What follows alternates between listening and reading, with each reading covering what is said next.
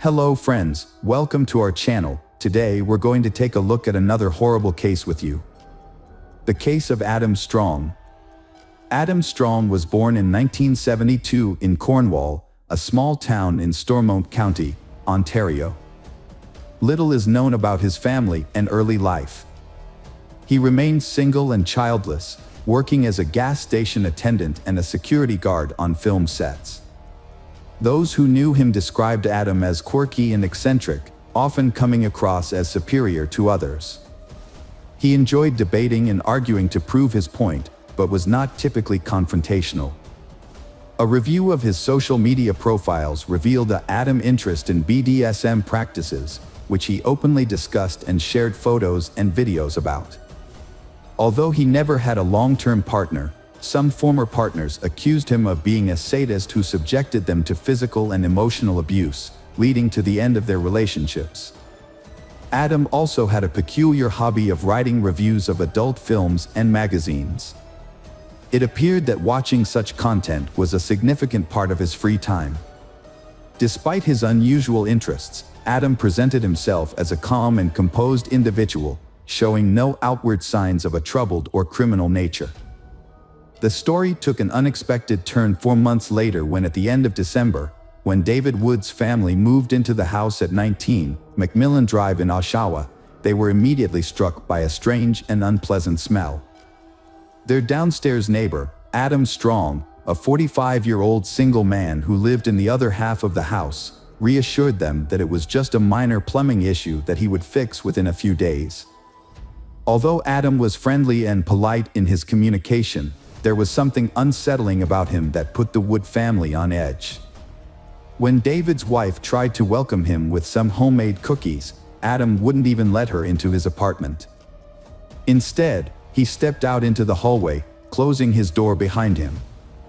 In that brief moment, David's wife caught a glimpse of Adam's living space, which was in disarray, and the smell inside was overpowering and foul. Adam borrowed cookies from his new neighbor and quickly left.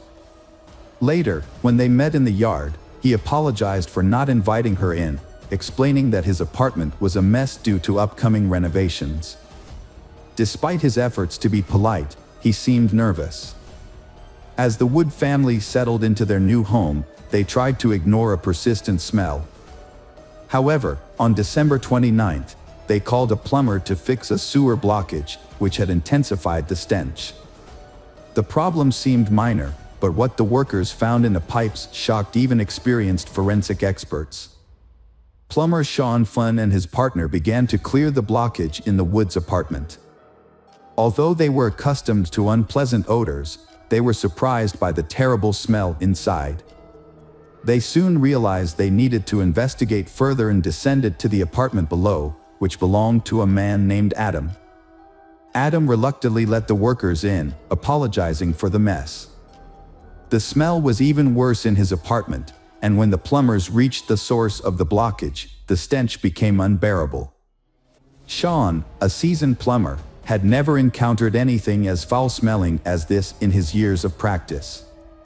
However, an even more disturbing discovery awaited him and his team when they decided to clear the pipe. Adam, already on edge, became increasingly agitated, refusing to step away and bombarding the workers with questions about their methods and estimated time of completion. He later claimed he was simply curious, having never witnessed this process before.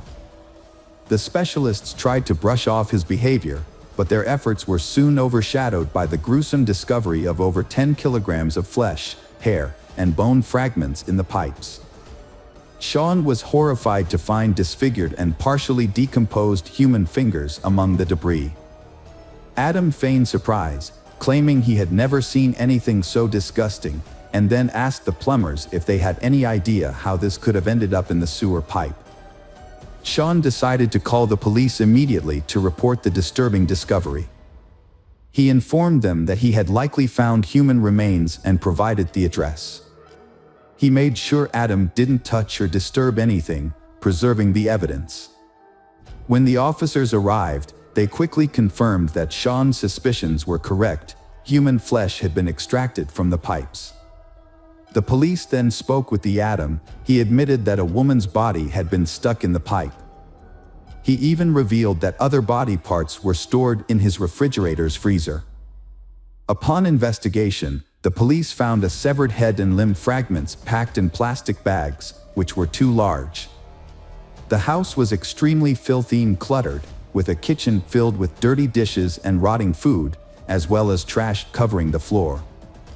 Empty pizza boxes were scattered around, and numerous magazines of an explicit and masochistic nature were present among the mess. Various adult toys, gags, whips, handcuffs, and restraint devices were also discovered. Adam Strong was arrested at the scene and taken to the police station for questioning. His arrest puzzled the authorities, as he had no prior run-ins with the law and was not a person of interest to the police. Mr. Adam had resided at 19 Macmillan Drive in Oshawa for over 10 years, dating back to 2007, without incident or complaints from neighbors. The House of Horrors at 19 Macmillan Drive, Adam's residence, was secured and guarded as a crime scene. An initial inspection revealed a complex and time-consuming process lay ahead, with investigators expecting to uncover more shocking evidence. The discovery of a head in the refrigerator was just the beginning. Evidence found at the scene led law enforcement to suspect a connection to Rory Hash, whose torso had been recovered from a body of water 4 months earlier. A tattoo on the neck and subsequent DNA analysis confirmed that the discovered remains belonged to Rory. Further investigation revealed blood-stained clothing and shoes belonging to she, hidden among trash in various rooms of the house. The bedroom was particularly disturbing, with blood traces found on the bed, walls, furniture, and ceiling. These bloodstains were later confirmed to belong to a missing schoolgirl. A dissection table was also found in the kitchen, suggesting it was used to dismember and gut the victim. The entire scene was gruesome, with blood, skin particles, hair, and bone fragments scattered everywhere, causing nausea in those who witnessed it. The bathroom was extremely dirty and unsanitary, with signs of a violent crime visible everywhere, including dirt, blood, and broken fixtures. The toilet was dismantled and lay in a corner, surrounded by garbage. It appeared that the perpetrator, Adam, had attempted to dispose of a body by cutting it into pieces and flushing them down the sewer. However, he encountered a blockage and, when his attempt to fix it failed, left the scene in disarray. Inside the house, a large number of sharp objects were discovered, which likely had been used to dismember the victim. Some of the objects, including knives, still had blood on them. Further analysis of the evidence, including DNA samples, revealed that Adam had semen on fragments of the victim's body, which had been found in the refrigerator. Rory Hash was born on July 9, 1999, in Oshawa, Ontario, to Shannon Dion, a single mother. Rory's father was not present in her life, having left before her birth.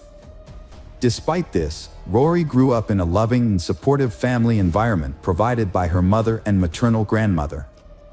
Rory's family had an unconventional background, with her maternal grandfather founding and leading the motorcycle club Satan's Choice. He was also a skilled boxer with connections to organized crime.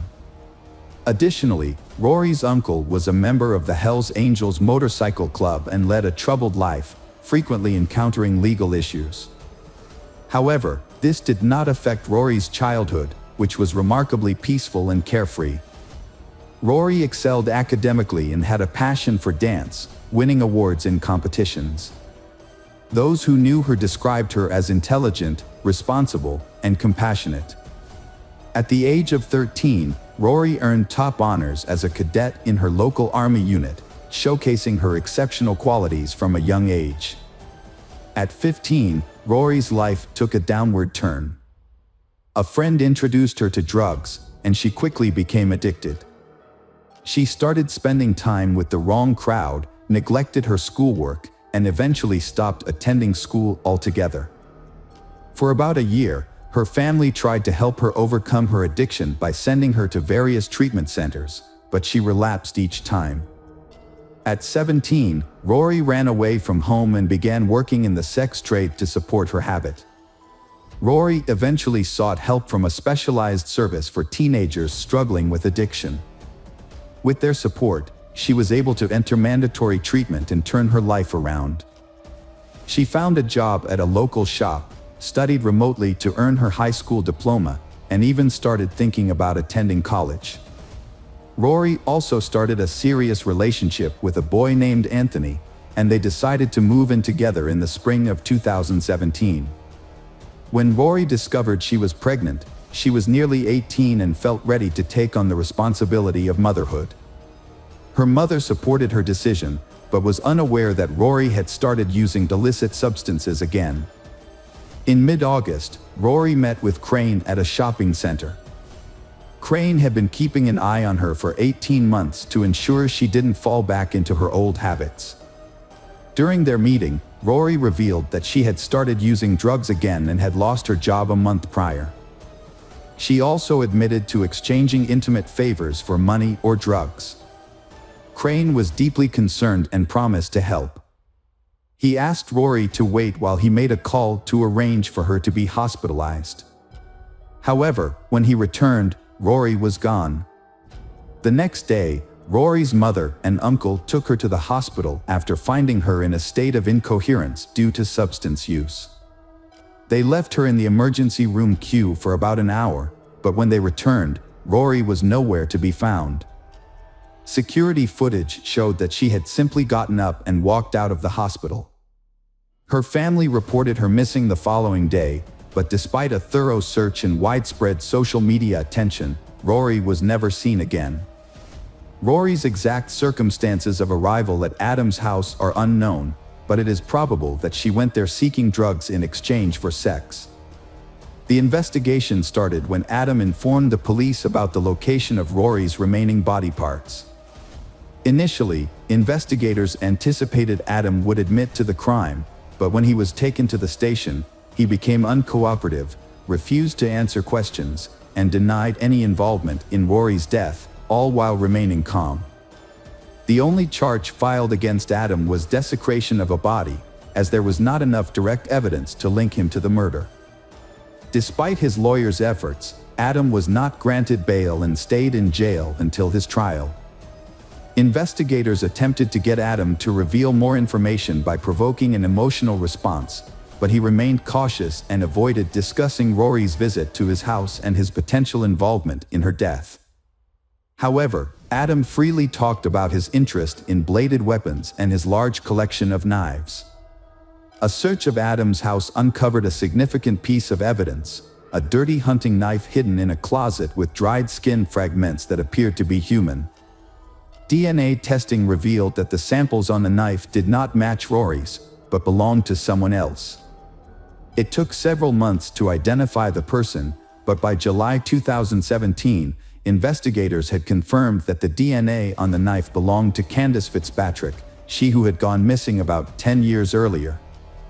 Kandis shared many similarities with Rory Hash. Both struggled with addiction and had run-ins with the law. They came from troubled families and often ran away from home, sometimes disappearing for months at a time. To survive, they would often exchange sex for food and other necessities. Kandis was born in 1989 and was 18 when she disappeared. Her family did not realize she was missing until almost 2 years later, by which time any potential leads had gone cold. Many people believed that Kandis's lifestyle and social circle meant she could have gone anywhere. For 10 years, her parents thought she might have run away and would eventually return home. However, news from law enforcement in 2018 destroyed their hope of ever seeing their daughter alive again. A striking feature of the case was the physical resemblance between Kandis and another victim, who was the same age. The police believed they had caught a serial offender. The suspect, Adam, also confessed to harming Kandis. However, Adam refused to provide information about Rory unless the police agreed to improve his prison conditions. He wanted a private cell, a large TV, internet, and his favorite meals. Although law enforcement was outraged by Adam's demands, they agreed in order to gain valuable information. Adam began by sharing his troubled childhood, revealing that he was abused by his stepfather from age 5 and started harming animals at age 7, deriving physical pleasure from these acts. He also discussed his unusual intimate preferences and expressed frustration at not finding a partner who shared these interests. When discussing Rory, Adam described in detail how he had dismembered her, seemingly taking pleasure in the act, but later regretted his plumbing had failed him. However, when questioned by police, Adam denied responsibility for her death, claiming she had died from an overdose and he had only disposed of the body. When asked about Kandis, a case from 10 years prior, Adam was caught off guard and attempted to learn how the police had discovered the connection.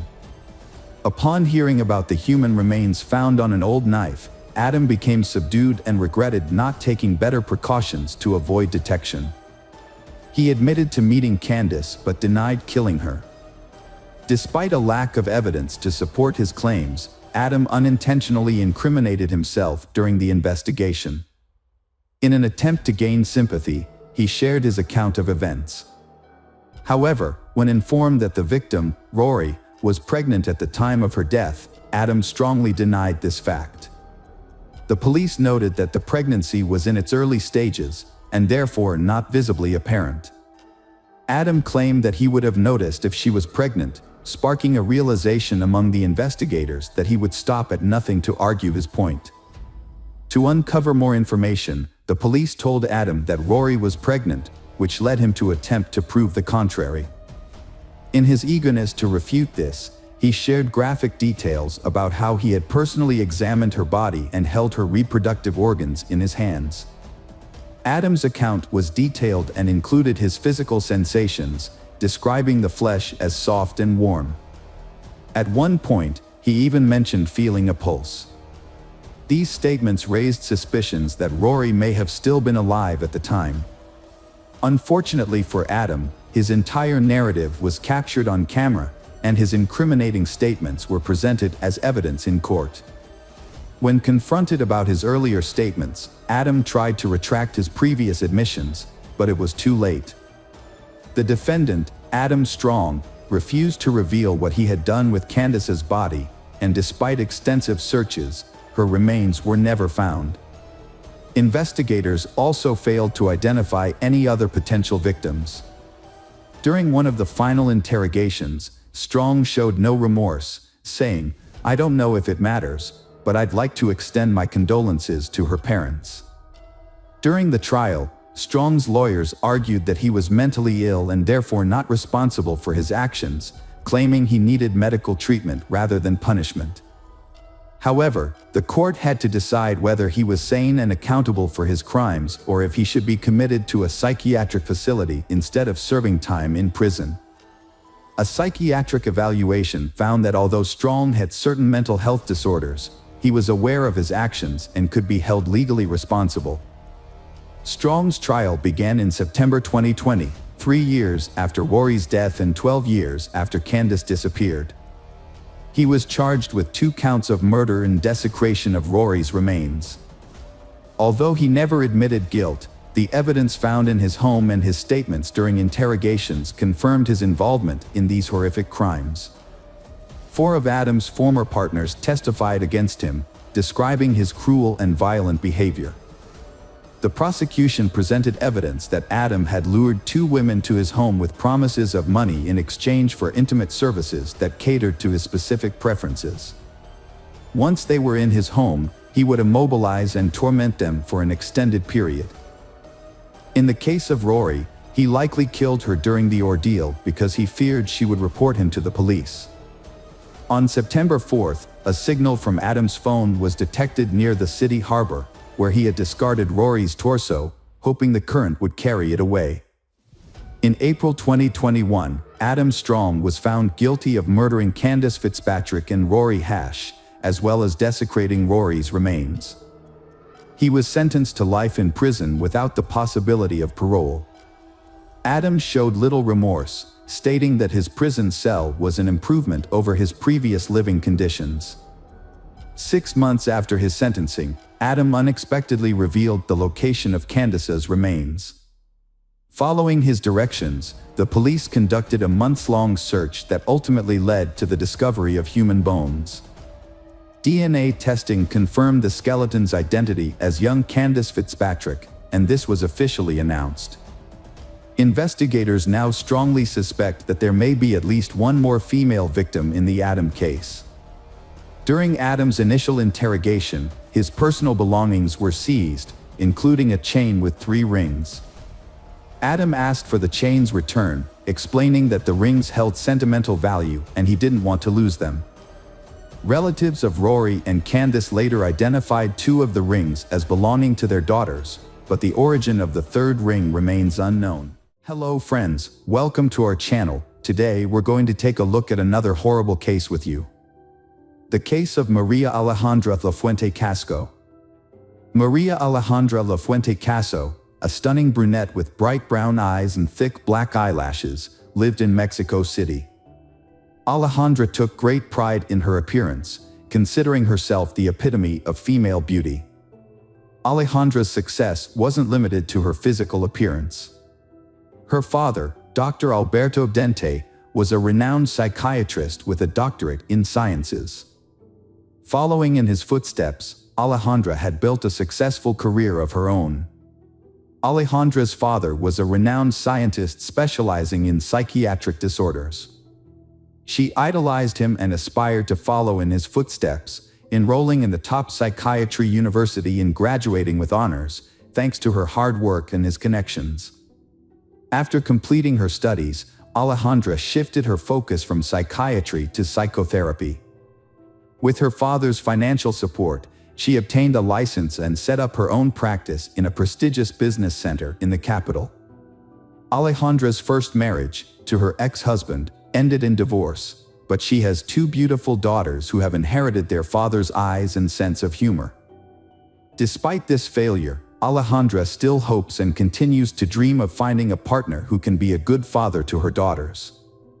After the divorce, her ex-husband would visit the children regularly on weekends, helping with housework and spending time with them. During one such visit, Alejandra asked him to enter the house through the backyard, claiming that the front door was jammed. Little did he know that this would be his last visit. Once inside, Alejandra told him that their youngest daughter was taking a bath and asked him to go into the bathroom with her. The ex-husband walked into the house, not knowing what was about to happen. The eerie silence was a complete contrast to the usual bustling atmosphere. There was no sound of cartoons or children's laughter. The ex-husband went to the bathroom. He noticed the tape on the floor and his daughter was not in the bathtub full of water. A feeling of unease began to appear, and he suddenly realized that something was very wrong. At that moment, Alejandra appeared behind him, holding a hammer, and hit him on the head with all her strength. She struck another blow, and the ex-husband collapsed to the ground, blood pouring from the open wound on his skull. A horrific scene unfolded as the ex-husband lay covered in blood. Experts later determined that he had no chance of survival, and that death occurred almost immediately after the first blow. The eldest daughter, who had unexpectedly returned home early from a friend's house, happened to witness the horrific scene. The children were no strangers to their parents' frequent quarrels, but this time the situation had escalated to a deadly level. The daughter, shocked and distressed, ran away from home and called for help. A neighbor responded quickly and called the police. Authorities arrived promptly and arrested Alejandra, charging her with murder. After her arrest, Alejandra was held in a cell for a month until her first trial. Throughout the proceedings, Alejandra maintained her innocence. Her lawyers argued that she had acted in self-defense, citing her ex-husband's history of intense jealousy. According to the defense, her ex-husband fabricated statements that Alejandra had brought men into the house, which allegedly affected the mental health of their daughters. On the day of the incident, Alejandra's ex-husband unexpectedly showed up at her home, entering through the back door in an attempt to catch her with another man. When he found Alejandra alone in the bathroom, he attacked her. In self-defense, Alejandra struck her ex-husband twice in the back of the head. After considering the evidence and taking into account the presence of Alejandra's 2 young daughters, the court delivered its verdict on June 14, 2012. Alejandra was sentenced to 1 year and 4 months in prison. However, thanks to her lawyer's efforts and financial support from her father, her prison sentence was suspended and she was released. A few months later, the appeal was refiled, this time with a request to dismiss the charges. The defense argued that she had acted in self-defense. Human rights activists advocated for a jury trial, sympathizing with she who was portrayed as a victim of domestic violence. The court reviewed the case and ultimately acquitted her. After her release, she resumed providing psychological counseling. Alejandra successfully created a public image of a victim of gender inequality who fought for her rights and emerged victorious. This image boosted her popularity among potential clients. Around this time, she met Alan Carrera Cuellar, a prominent Mexican businessman, the son of Adrian Carrera Francis, a former head of special services for the Central District who had enjoyed a distinguished career. Alan was a tall, handsome, and statuesque man. Alan soon expanded his business and opened a chain of construction stores across the country. However, his success came with a hidden cost. Part of his business was connected to organized crime, and this fact was kept hidden from most people. Unfortunately for his family, his involvement in financial fraud eventually came to light, resulting in his father losing his job. As it turned out, Alan had a significant stake in a criminal organization that smuggled psychotropic substances into the United States. The group operated from a base in a border town, where they were protected by corrupt police officers. This organization controlled a portion of the South's psychotropic substance trafficking. Alan's father was eventually linked to his son's crimes and was forced to cooperate with the authorities, giving a statement that incriminated him. He was initially sentenced to 20 years in prison but was unexpectedly released from prison on July 18, 2000, after being enrolled in a witness protection program. Alan was always surrounded by women, but he had been in love with a classmate since childhood, whom he eventually married. The marriage was brief but happy, and they had a beautiful daughter. However, Alan's frequent absence from home due to work led to their divorce. He found it extremely difficult to part with she he had loved since high school. Subsequent relationships brought him no joy, and the loneliness and sadness led him to gradually develop a drinking problem. Alan struggled with chronic depression and developed an alcohol addiction, which led to a destructive habit. To overcome this, he tried various methods, including reading books, attending Alcoholics Anonymous meetings, and seeking professional help. He eventually found Dr. Alberto, a renowned psychiatrist. Unknown to Alan, his therapist, Dr. Alberto, was also preparing his ex-wife for psychotherapy. However, Dr. Alberto informed his ex-wife that he could not treat her for ethical reasons, since he was already treating Alan psychologically. Instead, he referred her to another psychiatrist, Maria Alejandra. Alberto did not disclose his personal relationship with Maria Alejandra to his ex-wife because this could create a conflict of interest in the therapeutic relationship. Alejandra soon discovered that Alan could be the perfect match for her. He was described as a kind and wealthy man in his prime. Without hesitation, Alejandra asked her client to bring her ex-husband in for another therapy session, claiming she could resolve their issues in one visit and help them break their strong emotional bond. As soon as the session began, Alejandra and Alan started working on a plan to seduce each other. After the session, Alan invited Alejandra out for coffee to discuss his family problems. Although Alejandra initially declined the invitation, citing professional ethics, they ended up going on a date that same evening. An affair quickly developed between them. Alan's ex-wife was shocked to discover what had happened. She considered reporting the incident to the doctor's ethics committee, but ultimately decided against it. Alejandra, a competent specialist, convinced her that pursuing the matter was motivated by jealousy and an inability to let go of the past. The doctor believed that holding on to these feelings would hinder her chances of a happy future. Ultimately, Alan's ex-wife chose not to report the affair. Meanwhile, her sessions with the doctor came to an end. Alan and Alejandra's relationship progressed quickly. Within a few months of their first date, they decided to move in together. 2 months later, they decided to get married. However, Alan was unaware of the secrets that Alejandra was hiding, including the reason behind her divorce from her ex-husband. In April 2014, Alan traveled to visit his parents for the weekend, which turned out to be the perfect opportunity to discuss his upcoming wedding with them. However, Alan's parents were shocked to learn about his fiancée, Alejandra, as they had never heard of her before. A week after Alan's conversation with his parents, they registered their marriage. Notably, Alejandra asked Alan not to invite her friends and relatives to the wedding, citing a modest celebration and a limited budget.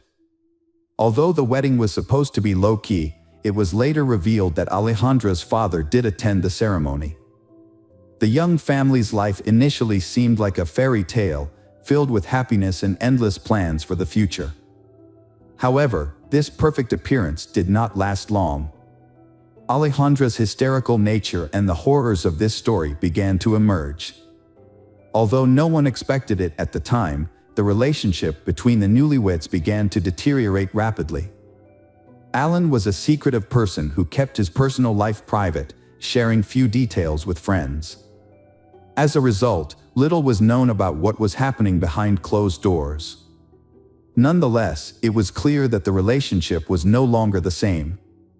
The once happy couple now appeared troubled. After meeting Alejandra, Alan became increasingly estranged from his family. The final straw was when he got married without inviting his parents. The rift became so deep that they eventually stopped communicating altogether. Alan's friends began to notice that his wife, Alejandra, was becoming increasingly nervous and irritable. She would lose her temper quickly and behave erratically. After a few incidents, Alan felt ashamed and decided to limit their social interactions. However, the problems at home only worsened, with quarrels occurring daily over trivial matters. One evening, Alejandra went through Alan's cell phone and discovered sexually explicit messages with other women. This revelation was the final straw for her. She claimed that Alan had been physically and mentally abusive, and she could no longer tolerate his infidelity. Instead of seeking counseling or trying to salvage the relationship, Alejandra decided to take a different approach. She chose to focus on planning the perfect murder, using a method she was familiar with. Her attention was now fixed on creating a plan to eliminate Alan. Meanwhile, Alan continues his daily routine, unaware of the shocking events that are about to unfold. Despite limited contact with his family, he attends his grandfather's birthday party. However, the presence of his wife, Alejandra, causes tension, as his parents have made it clear that she is not welcome in their home. This further strains their relationship. It would later become clear that this was the last time the family saw Alan alive. On October 31, 2014, Alan sent a text message to his family, assuring them he had arrived home safely after the party. But after that, all contact ceased. He failed to show up at work for several days, which was unusual for the diligent entrepreneur. His absence was alarming, especially with the launch of a new project imminent, requiring his presence. Alejandra hatched a terrible plan. Alejandra's decision was to kill her husband immediately. Alejandra came up with a plan to kill her husband. She added a strong sleeping pill to the milk he drank before going to bed, then covered him with a pillow. When he passed out, she was faced with the challenge of disposing of his body, something she had no time to plan. Since Alan was too heavy for her to move, Alejandra ran to the neighbor's garden and retrieved an electric saw. With a grim expression, Alejandra dismembered her husband's body into pieces, then packed the remains into garbage bags. To hinder identification, she cut off his fingers and pulled out his teeth. Alejandra stuffed the bags into suitcases, hoping to smuggle the bodies out without raising suspicion. However, her plans were foiled when an elderly neighbor, who suffered from insomnia, watched her from her window as she attempted to leave her home with the suitcases in the early hours of the morning. The neighbor became concerned about Alejandra's early departure and her unusual behavior, as she kept looking around nervously. Little did the neighbor know, Alejandra had scattered the bags containing her ex-husband's remains in various neighborhoods to cover her tracks. Alejandra then returned home, further raising the neighbor's suspicions. As the day began, Alejandra continued her normal routine, hiding her dark secret. Alejandra's father attempted to use his connections and bribes to prevent his daughter's imprisonment, but he was unsuccessful. However, Alberto did manage to keep the trial private to avoid drawing more attention to the case. His motivations were largely self-serving, as Alberto was concerned about the impact the trial would have on his own career. As a specialist, Alberto feared that his reputation would be tarnished by his inability to diagnose and address his own daughter's problems. The trial also brought up the case of Alejandra's first husband's death, but as time passed, the evidence was no longer available. There was also suspicion that Alejandra's father was involved in her crimes. However, these claims were never proven. After multiple appeals from the victims' families, Alejandra's sentence was commuted to death, a rare and unprecedented outcome in Mexico. This sentence is particularly unusual in that it does not allow for a review of the case. As part of the sentence, Alejandra's property will be transferred to the victim's family, although this can provide little comfort in the face of their loss. Welcome back, detectives. Let's dive into another horrible case, the case of Savannah Greywind. Savannah Greywind was born on August 9, 1995, in Burke County, North Dakota, to a family with a mix of cultural backgrounds. Her father is of European American descent, while her mother is a member of the Spirit Lake Sioux Indian tribe. Savannah had two brothers, Joy and Casey, and a younger sister, Kayla. Her parents, Norberta and Joe, were proud of their children. The family lived in Fargo, North Dakota, until Savannah was 9 years old. Then in 2005 they moved to Spirit Lake Reservation. Savannah loves nature and animals, especially horses. It was on the reservation that she met her partner, Ashton Matheny, when she was 15 years old. They remained together as they grew older. When it was time for college, the family moved back to Fargo. Savannah found work caring for the elderly at a nursing home. She studied to become a nurse and is preparing to take her exams in September. She was expecting her first child and was excited to start her life with Ashton. They had found an apartment and planned to move in together in early September. However, at the time of her pregnancy, Savannah was staying with her parents on the bottom floor of a 7-unit, 3-story apartment building. The building was also home to Brooke Cruz, a 38-year-old woman, and her partner, William Hone, who rented an apartment on the 3rd floor. Brooke's life was deeply affected by a past marked by hardship and complexity. The experiences turned her into a dark and emotionally disturbed person. Brooke had trouble managing her emotions and behaviors, often feeling anxious and angry. Brooke's fascination with mysticism and true crime stories began at a young age. As an adult, she studied the psychology of serial killers and attempted to understand their thought processes. Her writing reflected an obsession with human nature's darker side. Brooke saw two conflicting forces within people, good and bad, but her own life was a testament to the destructive power of unchecked darkness. By the time Brooke was 38, struggling with depression, physical illness, and exhaustion from toxic relationships that included regular physical abuse. Her fear of losing William was exacerbated by her inability to get pregnant. This desperate situation drove Brooke to think about committing a shocking crime, taking the life of a pregnant woman to take the baby for herself. After Brooke's arrest, investigators found a disturbing collection of books and notes in her apartment. The books covered topics such as forensic psychology, obstetrics, and law. Her notes listed items for a birthing kit, including scissors, blades, clamps, gloves, and an infant CPR bag. Brooke also had a stash of oxytocin, a hormone used to induce labor. Brooke grew up in a large family in Bradenton, Florida. Her parents divorced when she was young, leaving her mother to care for 7 children, including Brooke. While her family appeared to be well off, Brooke's diary revealed a difficult childhood that she tried to forget. As she entered her teenage years, Brooke became increasingly troubled and was the only one of her siblings to move in with her father, a man her mother described as a professional criminal. After a difficult period living with her father, Brooke was passed around through various foster families, causing her to lose contact with her siblings. Years later, they would only find out that Brooke had become the mother of 7 children. In 1995, when she was 15 years old, she met Aaron Edwards. 2 years later, she gave birth to her first child in Florida but chose to leave the baby with the father and relocate. Despite a court order to pay child support, Brooke failed to meet her obligations.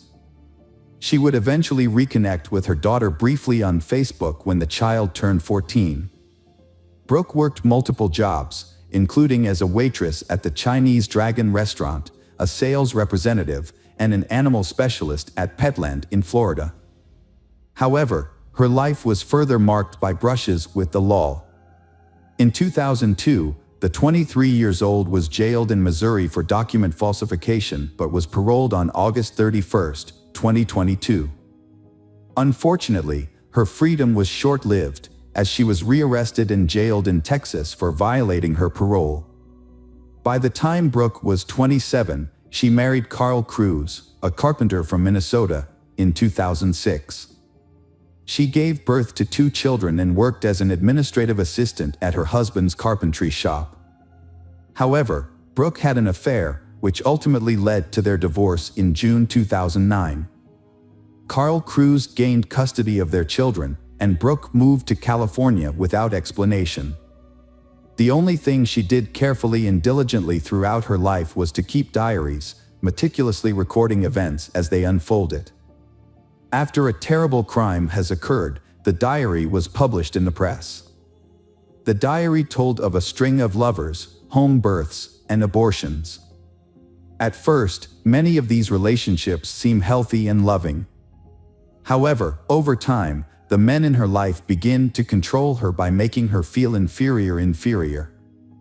Brooke felt that Carl Cruz bullied and humiliated her, making her feel like a bad and promiscuous mother. Despite these negative feelings, after moving to California and filing for divorce, Brooke surprisingly returned to Carl Cruz's house. She then registered on a dating website and started taking psychology classes seriously. Brooke met Andrew Murray, a chef from Katoomba, New South Wales, Australia, on the dating site Tagged. Brooke decided to move to Australia to be with Andrew. However, before leaving, she was involved in a dispute with Carl Cruz over child custody in January 2012. During the argument, she grabbed a knife and attacked Carl Cruz. The police arrested her and charged her. Although she denied the allegations, she chose not to wait for her court hearing and instead fled to Australia using false immigration documents. Once there, she married Andrew. Andrew's marriage to Brooke lasted only 6 months.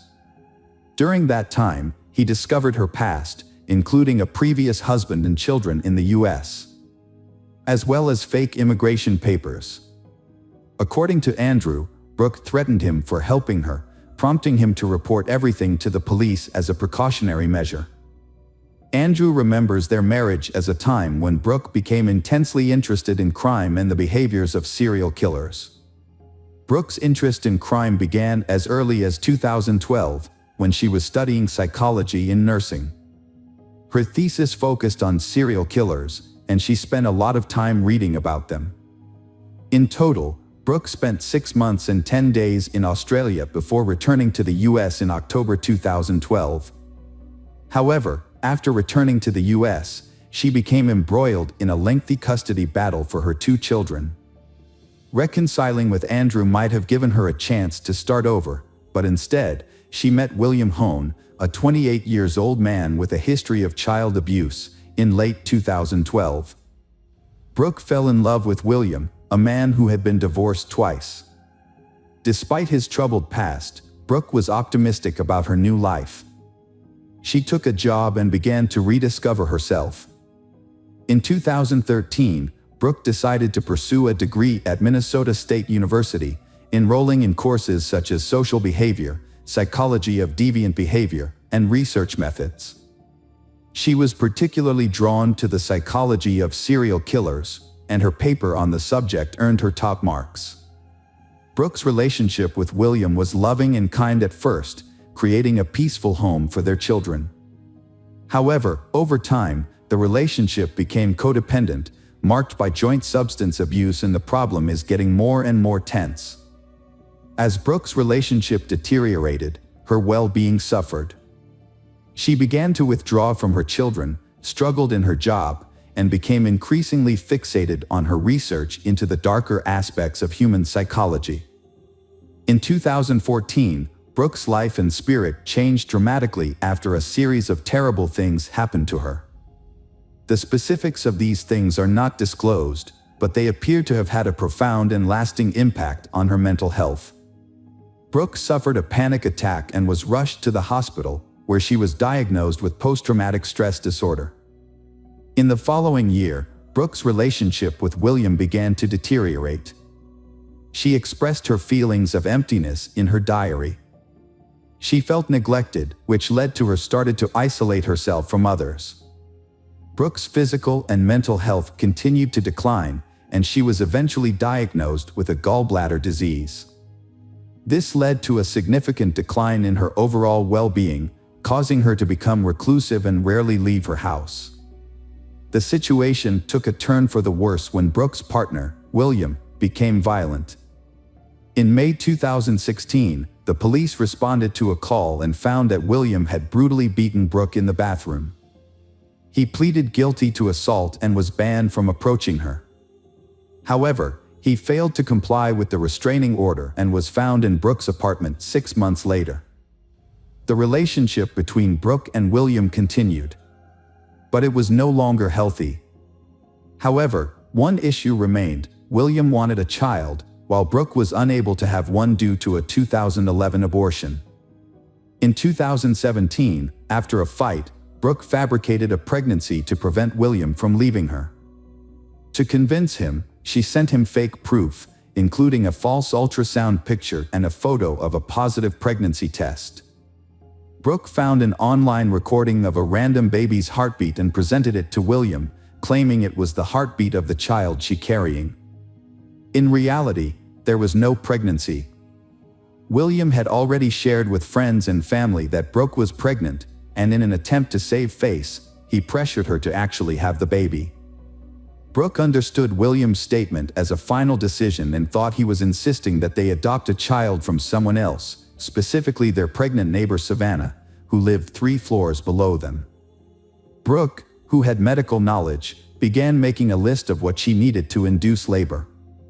One Saturday afternoon in August, Brooke deceived Savannah by offering her $20 to model a dress, claiming it was one she was currently sewing. Savannah agrees and goes to Brooke's apartment, unaware of Brooke's true intentions. Meanwhile, Savannah had ordered a pizza, expecting to eat it when she returned home. Savannah did not return home at the expected time. The brother went upstairs to the apartment Brooke's around 2:30 p.m. and heard the sound of a sewing machine, but no one answered the door. A short while later, Savannah's father, Joe, also went upstairs and knocked on the door. Brooke, who was with Savannah, yelled out that they were still working on a dress and that Savannah was trying it on, which is why they couldn't open the door. When Norberta returned home, she found that the pizza was untouched. She texted her daughter several times but received no response. She then went upstairs to the apartment, where a neighbor informed her that Savannah had left a while ago after finishing her dress fitting. Norberta became anxious and searched her apartment. Finding that Savannah's shoes, purse, car keys, and other belongings were still there. Savannah had been experiencing heat and swelling that made it painful and difficult for her to walk, so it was unlikely that she had gone for a walk. Norberta called Ashton Matheny, hoping that he might have picked up Savannah, but he replied that he hadn't heard from her either. Growing increasingly worried, Norberta called the police and began driving around the neighborhood, searching for her pregnant daughter. Norberta was driving and thought that if Savannah had gone out, Norberta would have found her nearby. Later that day, the police searched Brooke and William's apartment because it was the last place Savannah was seen. They allowed the police to enter and didn't interfere, but since the police didn't have a warrant, they didn't check inside closets or behind closed doors. The police informed Savannah's family that since she was considered an adult, she had the right to make her own choices. They also stated that without evidence of a crime, there was no requirement for them to keep the family updated on her situation. The investigators concluded that Savannah had left voluntarily. However, Savannah's family was upset by the police department's apparent indifference to her disappearance. The police searched the apartment 2 more times but found nothing. Later, William would admit that he hid Savannah infant in a suitcase and Savannah's body in a dresser with the shelves removed. 2 days after Savannah's murder, William and Brooke drove to a bridge over the Red River, carrying the dresser with Savannah's body, and dumped it into the water. On August 23, 2017, William's co-workers reported to police that he had mentioned having a baby at home. Around the same time, residents of the apartment building where Williams lived hearing a baby crying from apartment number 5, prompting them to notify the police. With this new information, officers obtained a warrant and conducted a thorough search of the apartment, where they found a live newborn baby girl. Brooke later revealed that Savannah had given her the baby. According to Brooke, Savannah had given birth to the baby just 2 days after she went missing. Savannah had confided in Brooke that she didn't want the baby and had asked for Brooke help in inducing labor. 2 days later, at 3 a.m., Savannah arrived at Brooke's home with the baby in her arms and handed the infant over to her. After Savannah was reported missing, the police took her baby into temporary custody. A few days later, a DNA test confirmed the baby's parentage, and Savannah's daughter was reunited with her father for 3 more days. The police and hundreds of local residents conducted a thorough search of the area. The police asked residents to carefully check their properties, including vacant apartments, dumpsters, and any other hiding for evidence. At a press conference on August 27, the police chief urged the public to help find Savannah. However, just a day later, a fisherman found her body wrapped in plastic on the Red River near Harwood. Savannah was identified by a tattoo on her leg. The police charged Brooke Cruz and William Home with conspiracy to commit murder, conspiracy to kidnap, and providing false information. They admitted to the incident, with Brooke explaining that she initiated the fight by accusing Savannah of taking her cat without permission and mistreating it. The argument turned physical, and Brooke pushed Savannah, who fell and hit her head on the bathroom sink, losing consciousness. Brooke used a knife to remove the baby from Savannah, making a cut from hip to hip. As she did this, Savannah went consciousness. When questioned, Brooke confirmed that William was not aware of the plan beforehand. According to Brooke, William came home, entered the bathroom, and saw Savannah. He asked if Savannah was alive, and Brooke replied that she didn't know. William then left the bathroom briefly, returning in his underwear with a rope. He used the rope to strangle Savannah. After the murder, Brooke and William cleaned the floor and walls, then stuffed Savannah's body into a bathroom closet. When the police arrived, Brooke attempted to remain calm. The officers searched the apartment, but their search was superficial due to the lack of a search warrant. As a result, they did not look in closets or dressers. According to Brooke, the child was under a blanket on the bed next to William during the searches. The child was calm and did not cry, so the child was not discovered. By the time of the third inspection on August 20th, Savannah's body had been moved to a dresser, and the infant was hidden in a suitcase. On August 21st, Brooke and William disposed of a dresser by taking it down the stairs, loading it into their Jeep Cherokee, and driving it to the river. William denied participating in the crime, but admitted to hiding a newborn baby girl and providing false information to police to cover up the crime. Both Brooke and William were set a bail of $2 million, which William thought was an unrealistic amount. Brooke was later sentenced to life in prison without the possibility of parole. Although William's participation in the crime was not proven during the trial, he was found guilty of kidnapping and sentenced to life in prison after pleading guilty. A cellmate of Brooke's, Jennifer Robinson, testified against Brooke, claiming that Brooke had confessed to strangling Savannah with a rope after discovering Savannah's affair with William. In May 2019, William was sent to prison. On October 7, 2019, he appealed to the Supreme Court. After a review of his sentence, Judge Olin, who had originally given William a life sentence, decided to give him the longest possible sentence allowed at the time, which was 20 years in prison.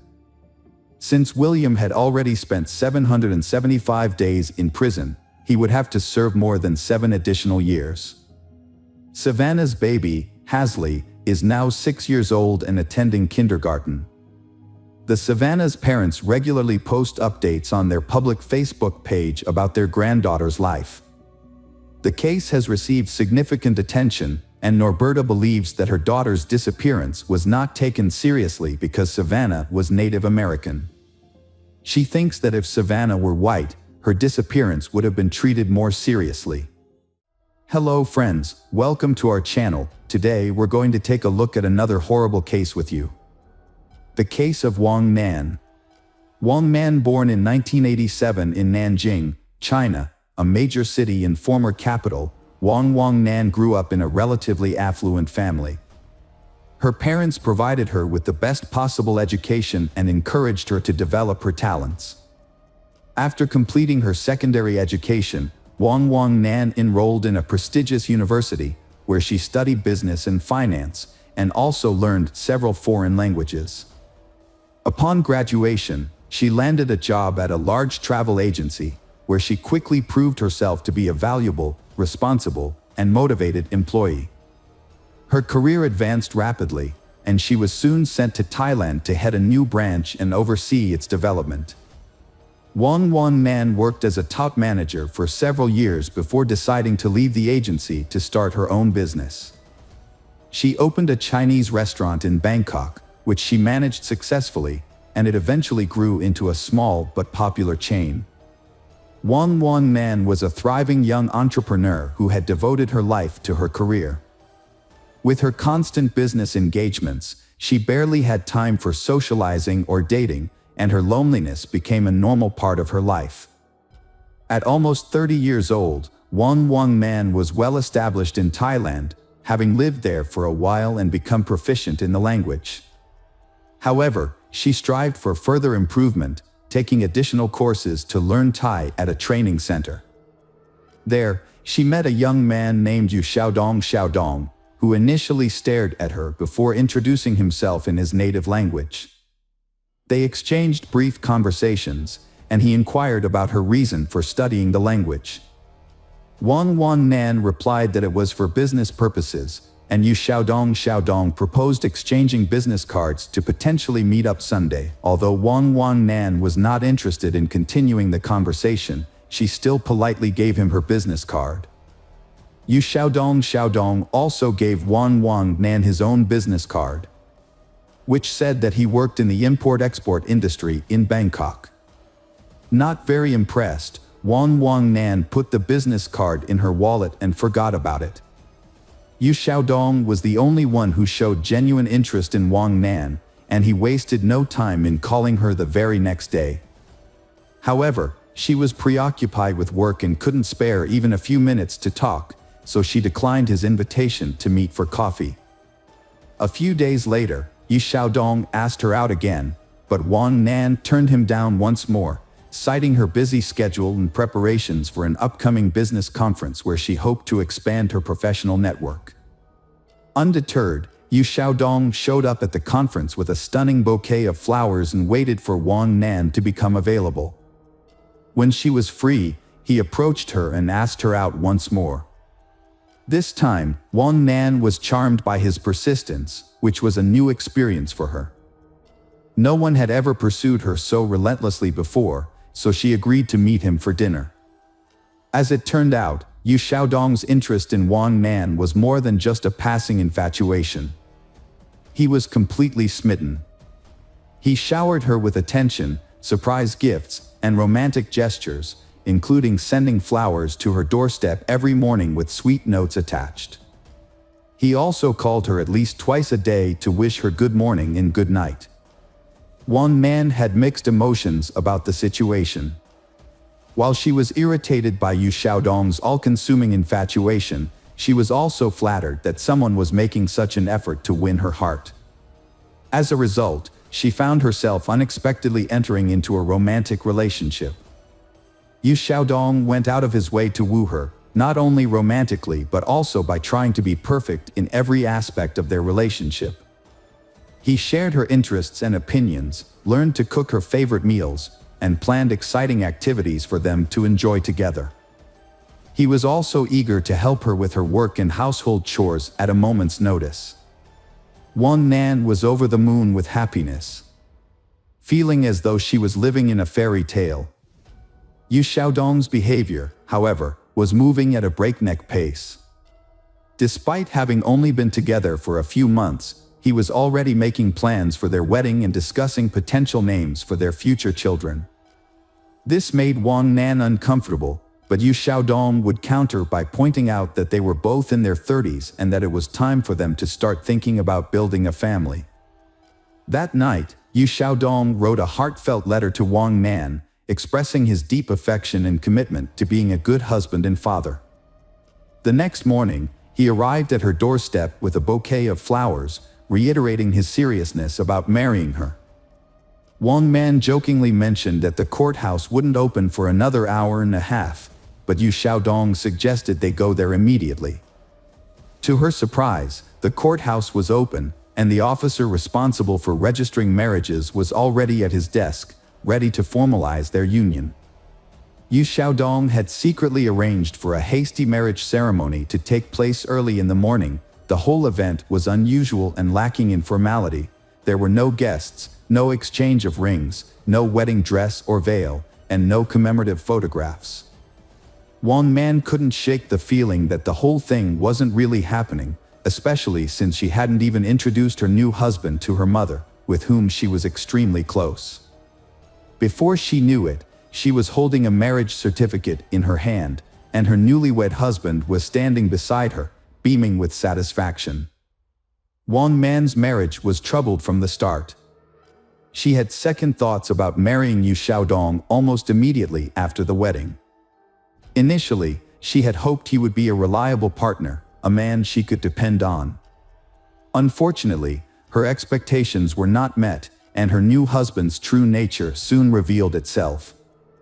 Yu Xiaodong spent most of his time at home playing video games, using his wife's money without contributing to their household expenses. Whenever his wife asked him why he wasn't working, he claimed his business was slow due to seasonal fluctuations and that he was just taking a break. However, her suspicions grew as time passed, and she decided to investigate his business. Her findings shocked her. His supposedly successful import-export company existed only on paper and business cards. Wang Nan was horrified, realizing too late that she should have had a prenuptial agreement. Now, her husband could freely spend her earnings, and if they divorced, he would claim her assets. During a tense conversation, Yu Xiaodong broke down in tears, promising to turn his life around and find a good job. However, It soon became apparent that he had no intention of looking for work and was content to rely on his wife's support. Yu Xiaodong, a grown man, consistently acted like a child. He spent most of his time playing computer games and expected his wife, Wang Nan, to pay for his personal expenses whenever he helped out around the house or assisted her at the restaurant. Wang Nan eventually had enough and told him she would no longer give him money unless he got a job. The next day, Yu Xiaodong disappeared, taking their marriage certificate and Wang Nan's identity card with him. Wang Nan only discovered the missing documents that evening when her accountant called to inquire about a large transfer of funds from her account. She was shocked, as she had not authorized the transfer. However, she immediately suspected her husband's involvement. It turned out that Yu Xiaodong had transferred more than $500,000 into his own account, using the stolen documents to deceive the bank into thinking it was their joint decision to transfer their shared money. Wang Nan quickly reported the theft to the police, who tracked down Yu Xiaodong a few hours later as he attempted to withdraw some of the stolen money. Confronted by the police and his wife, Xiaodong broke down and begged for forgiveness on his knees. He confessed to losing a large sum of money through gambling, which had led to threats of death and demands to repay the debt. This was not his first brush with the law, as he had previously served an 8-year prison sentence for robbery in his home country of China. Wang Nan was consumed by shame as she learned the truth about her husband's past.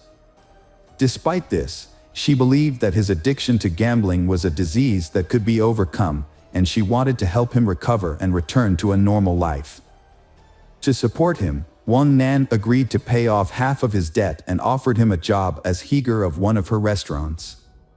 Initially, Yu Xiaodong appeared to be grateful for the opportunity and took his new role seriously. He even developed a promising strategy for the restaurant's growth. However, his enthusiasm was short-lived. Before long, he began to spend more time playing computer games and indulging in other leisure activities. Meanwhile, Wang Nan discovered she was pregnant and shared the news with her husband. Yu Xiaodong initially expressed reservations about the pregnancy, and in a moment of hesitation, asked his wife to consider an abortion, which she flatly refused. The disagreement escalated to the point where he threatened divorce and division of their property, but eventually, his demeanor softened, and he apologized for his rash words. Yu Xiaodong later admitted that his outburst was driven by emotional anxiety, but ultimately, he was happy about the impending arrival of their child. However, things took a dramatic turn 2 months later. During a fateful trip, Yu Xiaodong suggested that his wife purchase life insurance, citing the pregnancy as a reason to safeguard her well-being and that of their unborn child in the event of any unforeseen circumstances. This seemingly caring gesture came after a period of harmony in their marriage, where he had been attentive, supportive, and diligent in his role as a husband and expectant father. Wang Nan quickly agreed to her husband's suggestion and even wondered why she hadn't thought of it herself. They purchased insurance the very next day. A couple of weeks later, Yu Xiaodong proposed a vacation to help them relax and unwind. Wang Nan was initially hesitant, but her husband was insistent. He pointed out that they had never had a honeymoon and that traveling with a baby would be difficult in the coming years. He also felt that they needed a break to clear their minds of the stress and negativity they had been experiencing. Wang Nan was eventually won over by her husband's arguments and agreed to the trip. He took charge of planning the entire vacation, choosing the destination, booking the hotel, and organizing activities that would be enjoyable and educational, yet not too strenuous for Wang Nan's pregnant state. Wang Nan was happy to leave the planning to her husband and was pleased to see how much effort he was putting into making their vacation special. On June 7th, they visited the park for the first time and spent most of the day exploring its many beautiful sights and lookouts. However, as the summer evening wore on, the park became increasingly crowded, with tourists everywhere. As the sun began to set, Wang Nan noticed that her husband, Yu Xiaodong, was growing angry and nervous. When she asked him what was wrong, he explained that the crowds were ruining their chance to enjoy a romantic sunset in peace. Despite his initial frustration, Yu Xiaodong tried to make the most of the situation, suggesting that they could still have a romantic moment as the sun set. As the park began to clear out, he climbed the fence of the observation deck and called out to his wife, Wan Nan, to join him, promising her an incredible view. However, Wang declined, citing the darkness and potential danger. Yu Xiaodong became angry but eventually returned to his wife, suggesting that they should come back to the park another time to watch the sunrise together. The Wang Nan and Yu Xiaodong returned to their hotel late on Saturday night, so they decided to sleep in and head back to the reserve early on Sunday morning. As planned, they woke up at 3 a.m. on June 9th and left for the national park while it was still dark outside. Their goal was to catch the first rays of the rising sun. When they arrived, they found the park nearly empty, with hardly any other visitors. They watched the sunrise together on an observation deck. Then, Yu Xiaodong encouraged his wife, Wan Nan, to join him at the cliff's edge to see some ancient rock paintings. Initially hesitant, Wan Nan trusted her husband's assurance that he would help her climb down and back up safely. As they took in the breathtaking view, Yu Xiaodong suddenly asked Wan Nan if she regretted anything in life. She replied that she did not. However, in a shocking turn of events, Yu Xiaodong's demeanor changed. He touched his wife's hair, kissed her cheek, whispered "die" in her ear, and then pushed her off the cliff. To avoid detection, he checked their surroundings to make sure no one had witnessed the incident. Looking down, he couldn't see where Wan Nan had fallen, and the silence indicated that there were no witnesses below. Yu Xiaodong calmly walked towards the park exit, planning to report the incident after his wife was surely dead. However, hikers who had wandered off the trail spotted Wan Nan's body on the rocks and immediately called for rescue, reporting the incident. As Yu Xiaodong was leaving the reserve, several emergency vehicles sped past him, sirens blaring. Realizing what was happening, he quickly returned to the scene, pretending to be distressed. There, he put on a convincing performance, crying and begging for help. Convinced that his wife was dead and no one would discover the truth, he remained unaware that Wan Nan's fall had been broken by tree branches, which reduced her speed before she landed on bushes and then rolled onto the rocks. This series of events cushioned the impact, saving her life and that of their child, although she suffered severe injuries. Yu Xiaodong was overcome with grief, crying and lamenting the loss of his wife and child. However, his wife suddenly regained consciousness and attempted to speak, but was unable to. The people around her noticed the genuine horror on Yu Xiaodong's face, but he quickly composed himself and leaned in close to his wife. In a hushed tone, he warned her in Chinese to remain silent if she wanted to survive. Wan Nan's injuries were severe, including head trauma, multiple fractures, lacerations, soft tissue contusions, ruptured internal organs, and massive blood loss. Her spine was also severely damaged, leaving doctors concerned that even if she survived, she would likely be paralyzed and never walk again. Wan Nan spent several days in a coma, connected to life support machines, during which time her husband remained by her side constantly. However, despite his devoted appearance, Yu Xiaodong's intentions were sinister. Every time he was alone with his wife, he thought about how to complete the job without arousing suspicion. His actions were a ruse, hiding his true intentions behind a mask of love and devotion that he examined the devices, but couldn't find a way to quietly disable them. Wan Nan slowly regained consciousness. When she did, her husband was beside himself with fear. He stayed with her constantly, terrified that she would reveal the truth to the police at any moment. When they were alone, he threatened her again, saying he had nothing to lose. During the initial police interrogation, the Wan Nan supported her husband's claim that her fall was caused by dizziness. However, when her husband briefly left the room, Wang Nan asked the nurse to call the police again and prevent her husband from re-entering. It was then that she recounted the disturbing story of her fall, alleging that her husband had attempted to kill her. Yu Xiaodong suddenly burst into the room, shouting that his wife was delusional due to her head injury and that he would never harm her or their baby. His explanation was not believable, and he was arrested on the same day. At the hospital, he was charged with multiple crimes, including attempted murder and intimidation after her husband was taken into custody and sent to jail to await trial. Wang Nan finally felt a sense of relief. Although she still had a long and difficult recovery ahead of her, she now felt safe. Wang Nan initially held on to hope that her pregnancy could be saved, despite the severe fall. However, her medical team advised her to terminate the pregnancy due to the large amounts of painkillers and antibiotics she was receiving, as well as the multiple surgeries she underwent under general anesthesia. The doctors prioritized Wang Nan's life, warning her that the fetus was unlikely to survive the strong medications. This news came as a devastating shock to Wang Nan, but she ultimately followed the doctor's advice.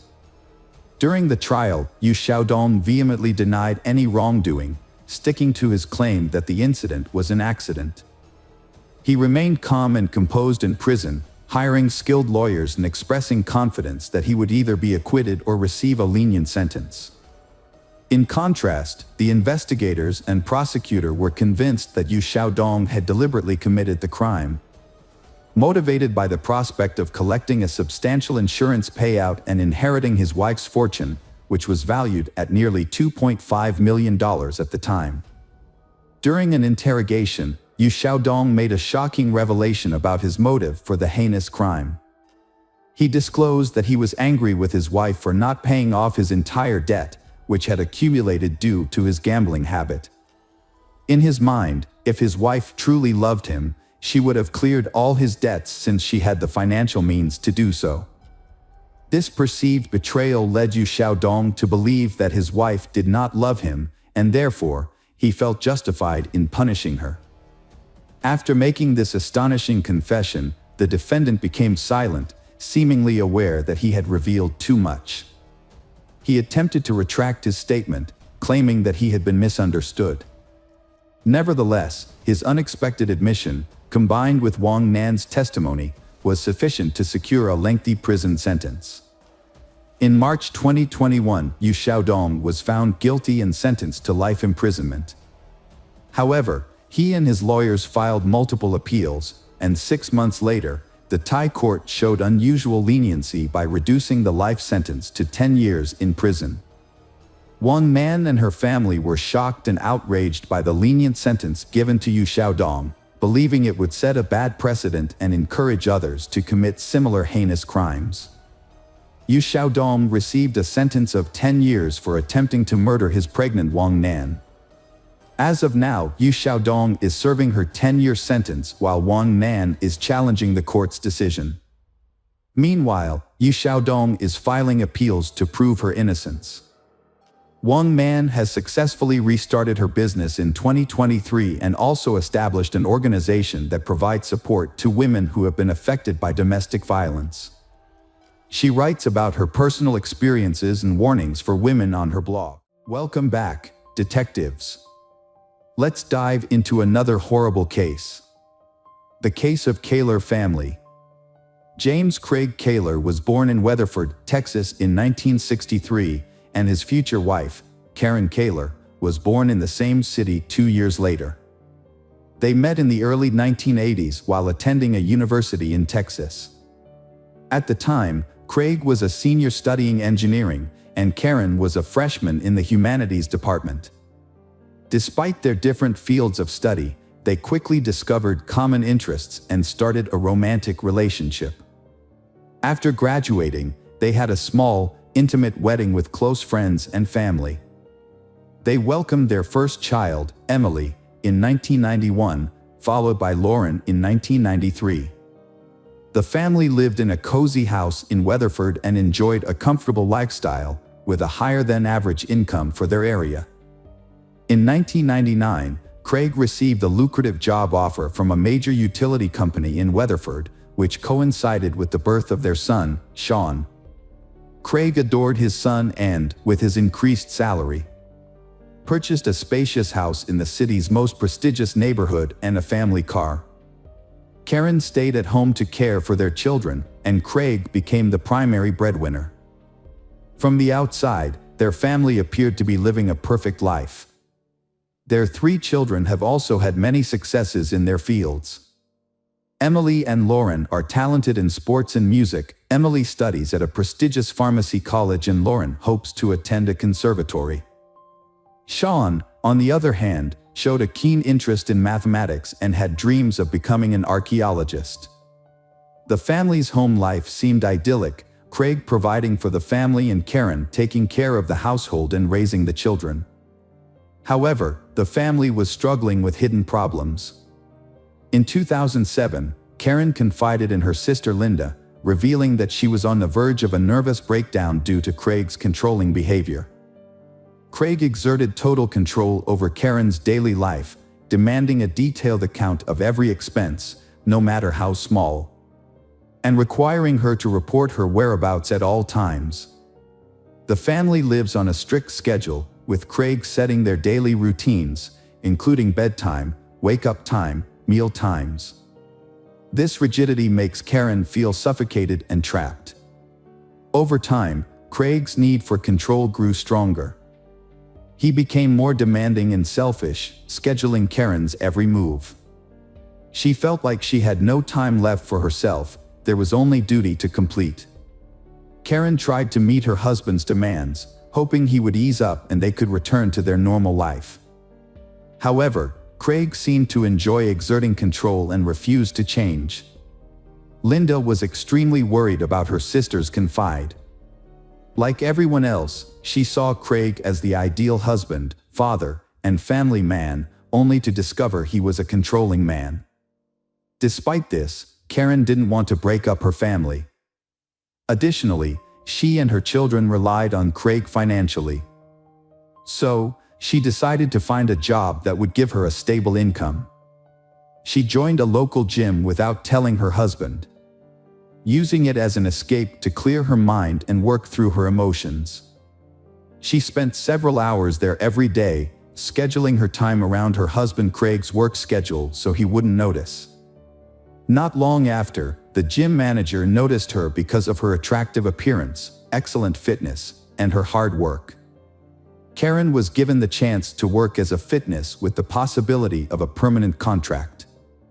This was a dream come true for her, as she could now get paid for doing something she loved.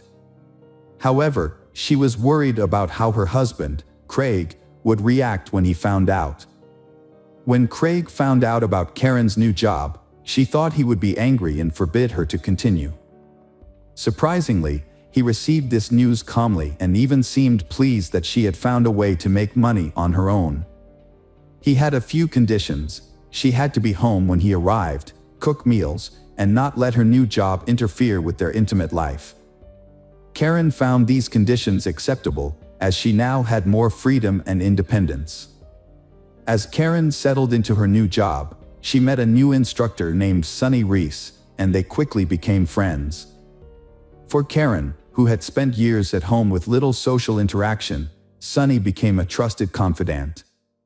The 2 women spent time together at work, went for walks, had coffee, and shared heartfelt conversations. But little did Karen know, this new friendship would soon lead to unexpected romance and a complicated love triangle. It didn't take long for Karen and Sonny's friendship to evolve into a romantic relationship. At first, they kept their feelings a secret from everyone. However, after some time, Karen decided it was necessary to be honest with her husband, Craig. She spent months preparing for this conversation, searching for the right words and worrying about the potential consequences. Eventually, she confessed to Craig. Craig's reaction to his wife's revelation was surprisingly calm. However, the next day, he made an unexpected condition for accepting Karen's relationship with Sonny, which was that he wanted to be a part of it. Karen was shocked and unsure of how to respond to her husband's talk. Nevertheless, Craig took the initiative and began wooing Sunny, sending her flowers and gifts. He seemed to view this as an opportunity to revitalize his intimate life and bring new passion to his marriage. Initially, Karen and Sunny agreed to Craig's proposal. However, they soon realized that his intentions were aimed at domination. However, their unusual love triangle was short-lived. Craig demanded that Karen end the affair immediately. Despite this, Karen continued to see Sunny, as she had genuinely fallen in love.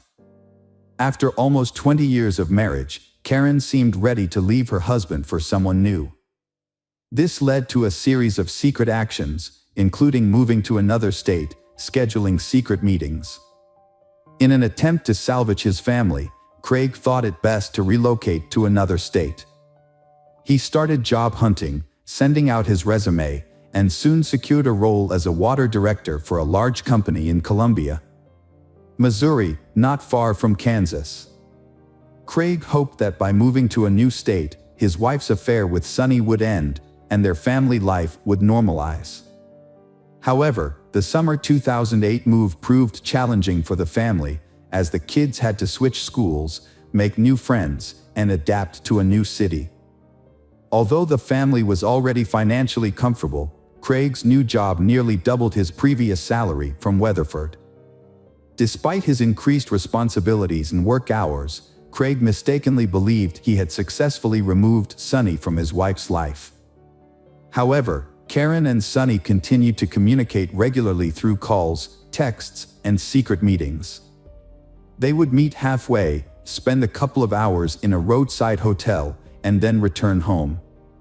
At this point, Karen realized her marriage was over. She no longer loved Craig, and it was only a matter of time before they divorced. These clandestine meetings persisted until December 2008. At the New Year's Eve celebration that year, the Kaler family went back to their hometown to reconnect with relatives and friends. Sunny was also in attendance at the gathering. Initially, Karen and Sunny kept a low profile, merely exchanging greetings. As the celebration continues and the alcohol slowly affects Karen and Sunny's behavior, they seem to have no regard for social norms. They became inseparable, openly showing affection by holding hands, sharing romantic glances, they even kissed. Craig's anger boiled over into fury after Karen publicly humiliated him by revealing her affair at a party attended by dozens of acquaintances. He lashed out at Karen and Sunny before dragging Karen away from the party. In his rage, Craig lost control and physically assaulted Karen, ripping her dress and slapping her, causing her to fall and hit her head. The incident marked the beginning of the end of their marriage. A few days later, Karen announced she was leaving Craig and initiated divorce proceedings, seeking custody of their children. Initially, Craig attempted to apologize and salvage their relationship for the sake of the children. But Karen was resolute. She said they should divorce, causing Craig to contact friends and family, begging them to convince Karen to reconsider. In the spring of 2009, Craig and Karen's marriage continued to deteriorate. Despite Craig's attempts to salvage their relationship, Karen made it clear she was leaving him for Sunny and she had never been truly happy in their marriage. The tension between them escalated into physical violence, with Craig grabbing Karen during an argument, leaving bruises on her arms. Karen reported the incident to the police, leading to Craig's arrest. After the incident, Karen took the children and moved out without waiting for the divorce to be finalized. Craig was devastated by her departure and even more so when he discovered that his daughters, Emily and Lauren, were siding with their mother. They told him that they had never seen their mother so happy, which Craig perceived as a betrayal. As a result, he cut off contact with his daughters, only spending time with his son Sean on weekends. Despite the ongoing divorce proceedings, Craig held on to the hope that Karen would change her mind and return to him. His desire to control her led him to engage in jealous behavior, including stalking her and attempting to install a hidden camera in her home. To pursue this, Craig sacrificed his work, initially taking vacation time, then claiming illness, and eventually skipping work altogether without explanation. This reckless behavior resulted in Craig's termination from his job. Without a steady income, he was forced to move in with his parents as he could no longer afford to live on his own. With ample free time, Craig began stalking Karen, prompting her to take him to court to obtain a restraining order. In November 2009, just before Thanksgiving, Karen took her children to visit their 89-year-old grandmother, Dorothy White, in Burlingame, Kansas. On the evening of November 29th, the Burlingame police received a distress call about a suspicious van and reports of gunshots. Dorothy's neighbors reported witnessing a small truck pull up to her house. A man exit the vehicle and enter the house. They claimed to have heard screams and gunshots, but were uncertain. The man then left the house, got back into the truck, and sped away. The neighbors did not attempt to apprehend him, fearing he was armed. When police arrived, they were met by 10-year-old Sean Kaler, who was frantically calling for help. Although Sean was unable to explain what had happened, it was clear that a horrific scene awaited the police. Inside the home, near the front door, Sonny was found lying in a pool of blood but surprisingly still alive despite having 2 gunshot wounds. In the kitchen, police discovered the lifeless body of 44-year-old Karen, who had been shot in the chest and then fatally shot at close range in the head. The body of her oldest daughter, 18-year-old Emily, was found between a wall and a couch. It appeared that Emily had attempted to hide from her enraged father but was caught and killed with 2 point-blank shots. Lauren, found in a pool of blood in the second-floor bedroom, was still alive but weakly called for help and repeatedly said that her father was the one who did it. Dorothy and Lauren were rushed to a nearby hospital's intensive care unit. Despite the doctor's efforts, Lauren died on December 1st due to massive blood loss and internal organ damage. Her great-grandmother passed away a few hours later. Sean, the only surviving witness, was in shock. Psychologists worked with him, but a thorough interrogation was necessary as he was the only living witness to the tragic events at his great-grandmother's house. Sean recounted that evening, stating that his mother was in the kitchen preparing dinner when he approached her to ask for his favorite pie. Suddenly, the back door swung open, and his father entered with a shotgun, pointing it at Karen without a word. He shot her, then moved closer and fired again. Sean was initially frozen in horror. His father then turned to Sean but didn't aim the gun.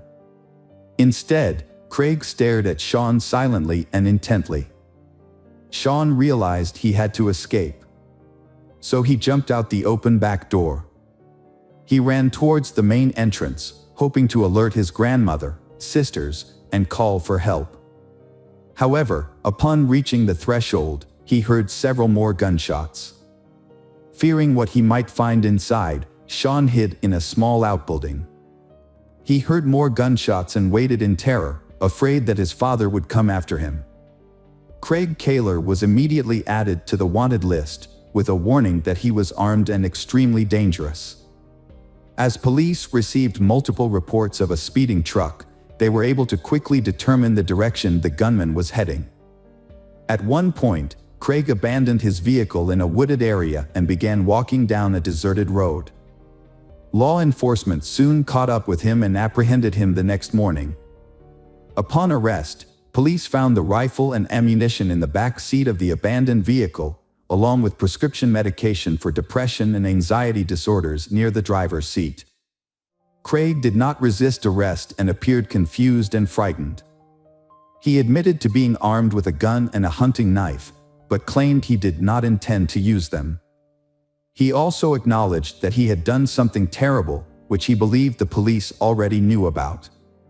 At the police station, Craig fully confessed to his crimes and opened up to the investigating officer. He shared how his wife had cheated on him with someone named Sonny and how they had humiliated him in front of friends at a New Year's Eve party. He explained how his attempts to save his marriage had cost him his job and what was left of his self-respect. Craig became emotional, stating that he didn't know how he had decided to take such drastic action and felt that everyone, including his daughters, had betrayed him. Craig's trial started in December 2010. Craig, advised by his lawyer Thomas Heaney, retracted his initial confession. He claimed his actions were due to mental illness and insanity, which was his only defense to avoid the death penalty for the murder of 4 people. Heaney argued that Craig was in a fragile mental state following a series of personal setbacks. His wife had left him for someone else, his children sided with their mother, he lost his job, and had to move back in with his parents. According to Heaney, these factors led to a breakdown, and Craig committed the crime while insane, without realizing what he was doing. However, the prosecution found no evidence of insanity or an altered mental state in Craig's actions. They argued that his actions were calculated, as he had purchased guns and ammunition in advance and went to the victim's house knowing his family was there. He shot each victim twice, ensuring no chance of survival, but intentionally spared his son Sean, allowing him to escape. In August 2011, Craig was found guilty on all counts and received a death sentence. At the final hearing, 12-year-old Sean testified, stating that he didn't want his father to die, as he was his only remaining close relative. Despite multiple appeals by Craig and his lawyers, the verdict has remained unchanged. As of today, Craig is still in prison, fighting to have the case reviewed and the death sentence overturned. After the death of his mother and sisters, Sean moved in with his grandmother. Now Sean has grown up and he has completed his studies and chosen to stay and work in his hometown. Thanks for returning. Let's unravel another perplexing mystery, the case of Sarah Foxwell. Sarah Foxwell was born on May 18, 1998, in Salisbury, Maryland, into a large family with 2 sisters and 4 brothers. Her mother had 3 additional children from a previous marriage. After her parents divorced, Sarah's mother struggled to care for her children alone. She worked long hours, so the children often stayed with relatives. As the middle child, Sarah played a peacemaking role, usually managing to bring her siblings together despite their frequent arguments. In December 2009, 11-year-old Sarah temporarily moved in with her aunt and grandparents, who lived in a spacious farmhouse on the outskirts of Salisbury. The kids loved visiting their aunt's home, which offered plenty of room to play. On December 22, 2009, the whole family was filled with joy and excitement, eagerly awaiting the upcoming Christmas day. After a pizza dinner, they began getting ready for bed around 9 p.m. Sarah shared a room with her 6-year-old sister, Emma, at the end of the hallway near the back door. The sisters chatted for a bit before falling asleep. The next morning, Sarah's grandfather went to wake the kids, but only found Emma in the room. He searched the entire house, thinking Sarah might have already gotten up, but couldn't find her anywhere. He informed Sarah's aunt, and together they thoroughly searched every room and corner of the house. When they couldn't find Sarah, her aunt suggested she might have gone outside to play in the snow, but her shoes and jacket were still at home. Then, her aunt noticed that Sarah's toothbrush was missing from the bathroom. After searching the surrounding area and finding no Sarah, her aunt called Sarah's mother, who rushed over. They then contacted the police, who arrived quickly and began searching the house. Sarah's aunt explained that she always checked the doors and windows every night before bed, including the previous evening, and the police couldn't find any signs of Sarah inside or nearby. When they learned about the missing toothbrush, the officers considered the possibility of an abduction, thinking the kidnapper might have taken the toothbrush before leaving with Sarah. They then decided to verify if all the doors and windows were indeed locked as Sarah's aunt had claimed. As investigators approached the back door next to Sarah's room, they found it unlocked, despite her aunt's insistence that it had been locked the night before. This discovery raised suspicions, since the family kept a spare key outside, which was now missing. The fact that the perpetrator knew about the spare key shows that he was very familiar with this family. Furthermore, the family's dog, which normally barked at strangers, had remained silent that night. The police launched a massive search operation, fearing that Sarah might have been kidnapped. News of her disappearance spread quickly, prompting many local residents to contact the police and offer their assistance. The police chief has made a public appeal through the media, asking people to check their cameras for any suspicious activity. Dozens of local police officers joined the search, with assistance from neighboring town police departments and police from other states. The police were hopeful that they would find Sarah alive, as the perpetrator had taken her toothbrush, which could indicate that they intended to keep her alive. With this in mind, the police dedicated all their resources to the search. Outside the house, investigators found their first clue, fresh tire tracks in the snow, suggesting the kidnapper had arrived by car. Since Sarah's worn clothing was still at home, it was unlikely the kidnapper had taken her on foot. Meanwhile, at the police station, Sarah's family was in for a surprise. Her 6-year-old sister, Emma, who shared a room with Sarah, whispered to their grandmother that she had seen the person who took Sarah. Emma claimed she had woken up to a man talking to Sarah, but pretended to be asleep, unsure of what was happening. She then saw the man leave the room with Sarah. What Emma said next sent shockwaves through the family. She knew the man who took Sarah. It was Mr. Thomas, the ex-boyfriend of Sarah's aunt. A man named Thomas had a history of violence against women and girls. Despite his criminal record, he spent a lot of time at Aunt Sarah's house and the children got to know him. The police knew Thomas well because he had many criminal records. Thomas first went to prison at 18 for attacking a 12-year-old girl, but he was released early after just a few months. He was sentenced again for assaulting another minor, but he was released early once more, this time after serving 6 months due to good behavior. Thomas continued to exhibit violent behavior, including another assault for which he received a 6-month sentence. He also tried to assault a girl on the same day his wife returned home from the hospital with their newborn baby. His wife eventually divorced him and obtained a restraining order after he threatened to kill her and their daughter. In another disturbing incident, Thomas targeted 2 young girls sitting on a porch. He approached them, claiming he had been watching one of them play in the yard, and called her a wild girl. He then used a stick to hit her on the buttocks, prompting her to run inside and tell her mother about the attack. She recognized Thomas from the window and recalled seeing his face before she moved into the house. She had previously checked the local sex offender registry and found his photo listed. She immediately reported him to the police, and the case proceeded to court. However, Thomas avoided punishment for his actions. Before the trial, she was threatened not to mention that Thomas was a sex offender and had a previous conviction for sexual assault. A few months prior to Sarah's disappearance, Thomas was arrested again for breaking into a 24-year-old woman's bedroom at night, undressing, and masturbating beside her bed. He was released on bail after his arrest.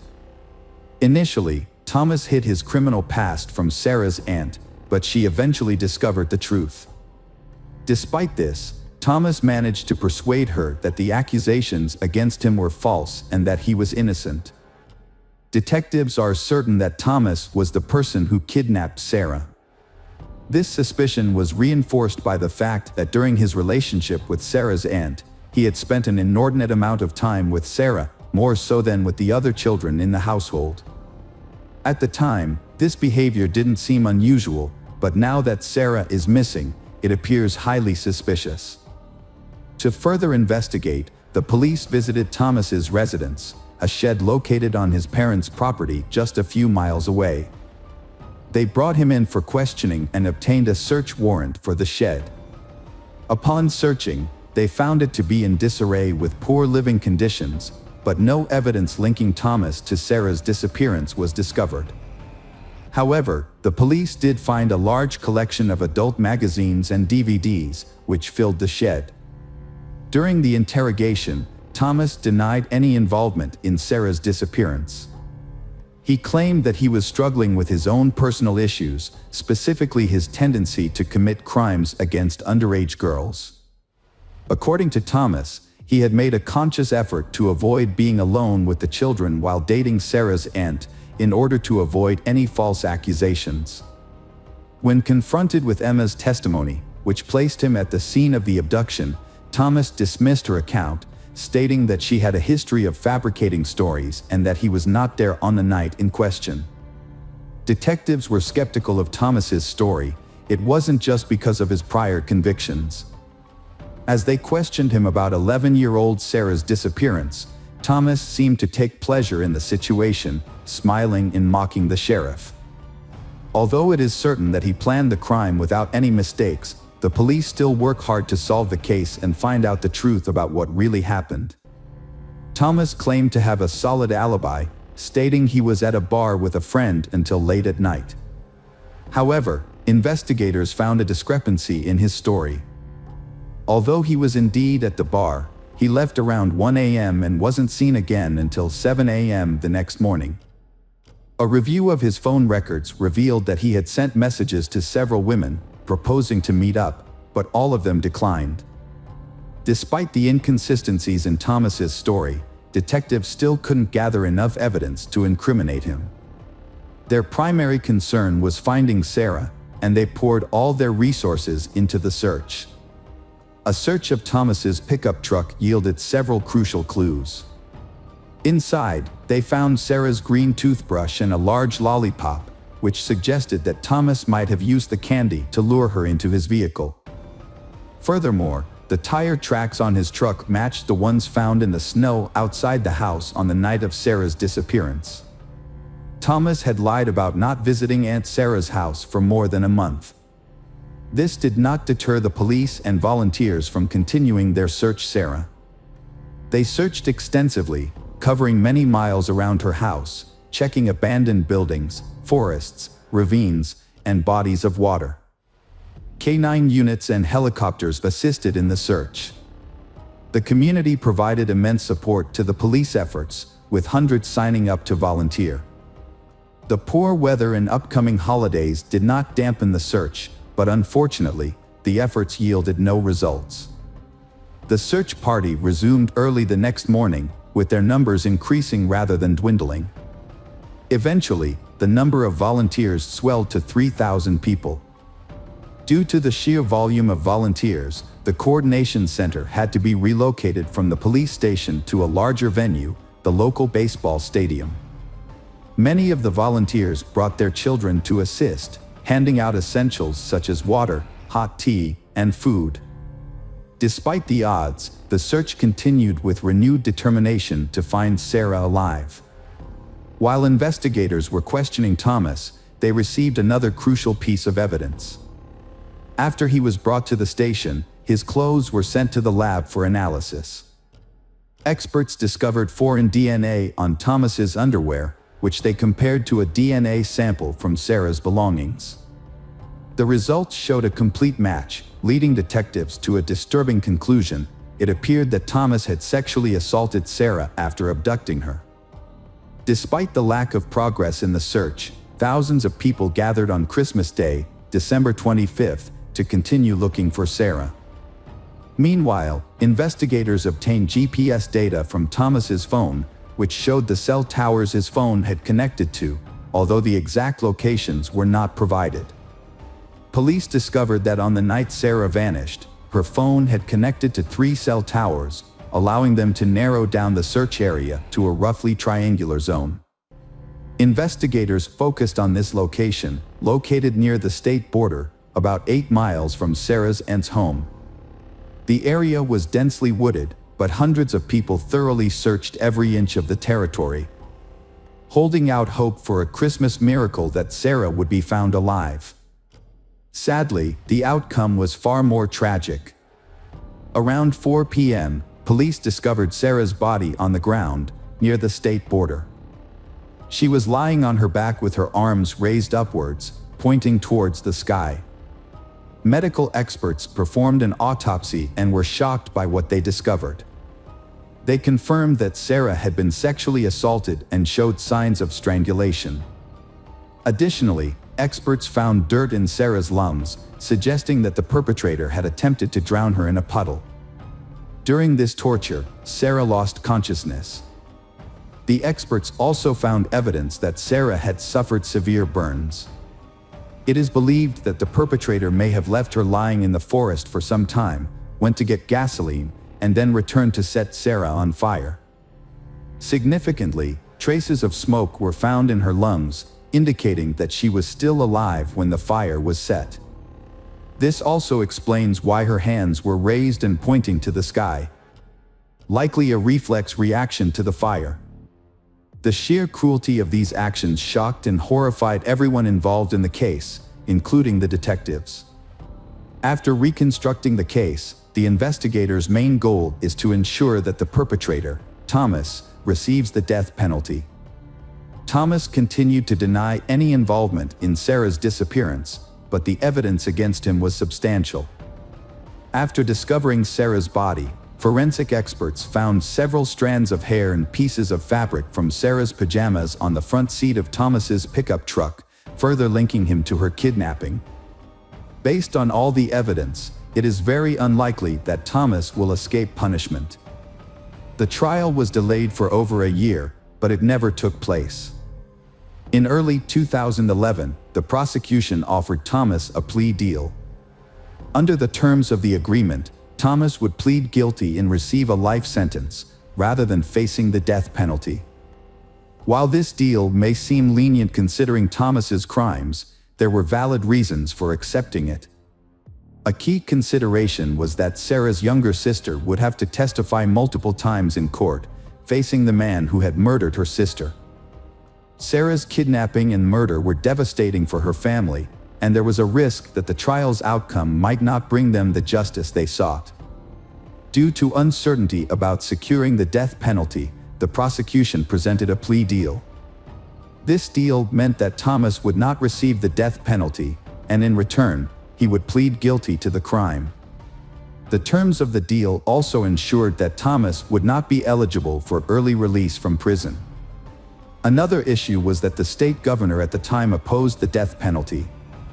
Ultimately, Thomas agreed to the deal and confessed to the detectives, revealing details they already knew. He admitted to tricking Sarah into leaving her house with him, then taking her away, sexually assaulting her, and killing her. As a result, Thomas received 2 life sentences without the possibility of parole and was transferred to a maximum security prison. During his initial days in prison, Thomas was assaulted by a fellow inmate with a homemade weapon during lunch, resulting in several severe lacerations. Despite the attack, Thomas survived and was later given increased protection by prison staff. The public was outraged by Sarah's case, which exposed repeated failures in Thomas's custody, allowing him to be released but continue to commit crimes. Hi there, investigators. It's time to uncover the truth behind another case, the case of Doreen Herbert. Doreen Herbert was born on November 29, 1952, in California. She grew up in a very large family of 5 children. Her kindness and desire to help others defined her as a person. After college, she moved to San Francisco, where she worked as a physiotherapist. Doreen also nurtured a dream of creating her own large family. This aspiration became a reality when she met Michael Dennis, who worked near her clinic. They began dating, got married, and in 1976, their son Paul was born.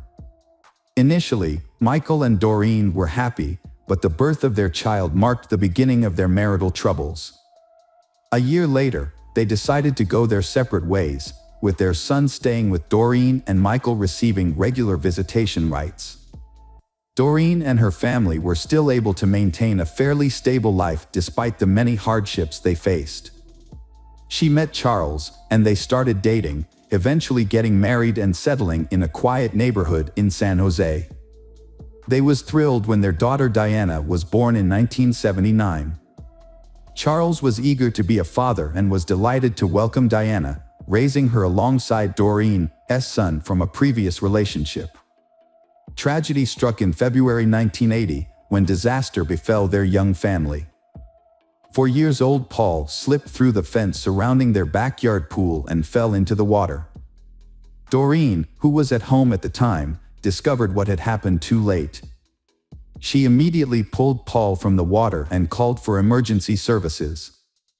Paul was rushed to the hospital and connected to life support, but after 10 agonizing days, the medical team concluded that he had no chance of recovery. The heartbreaking decision was made to disconnect Paul from life support.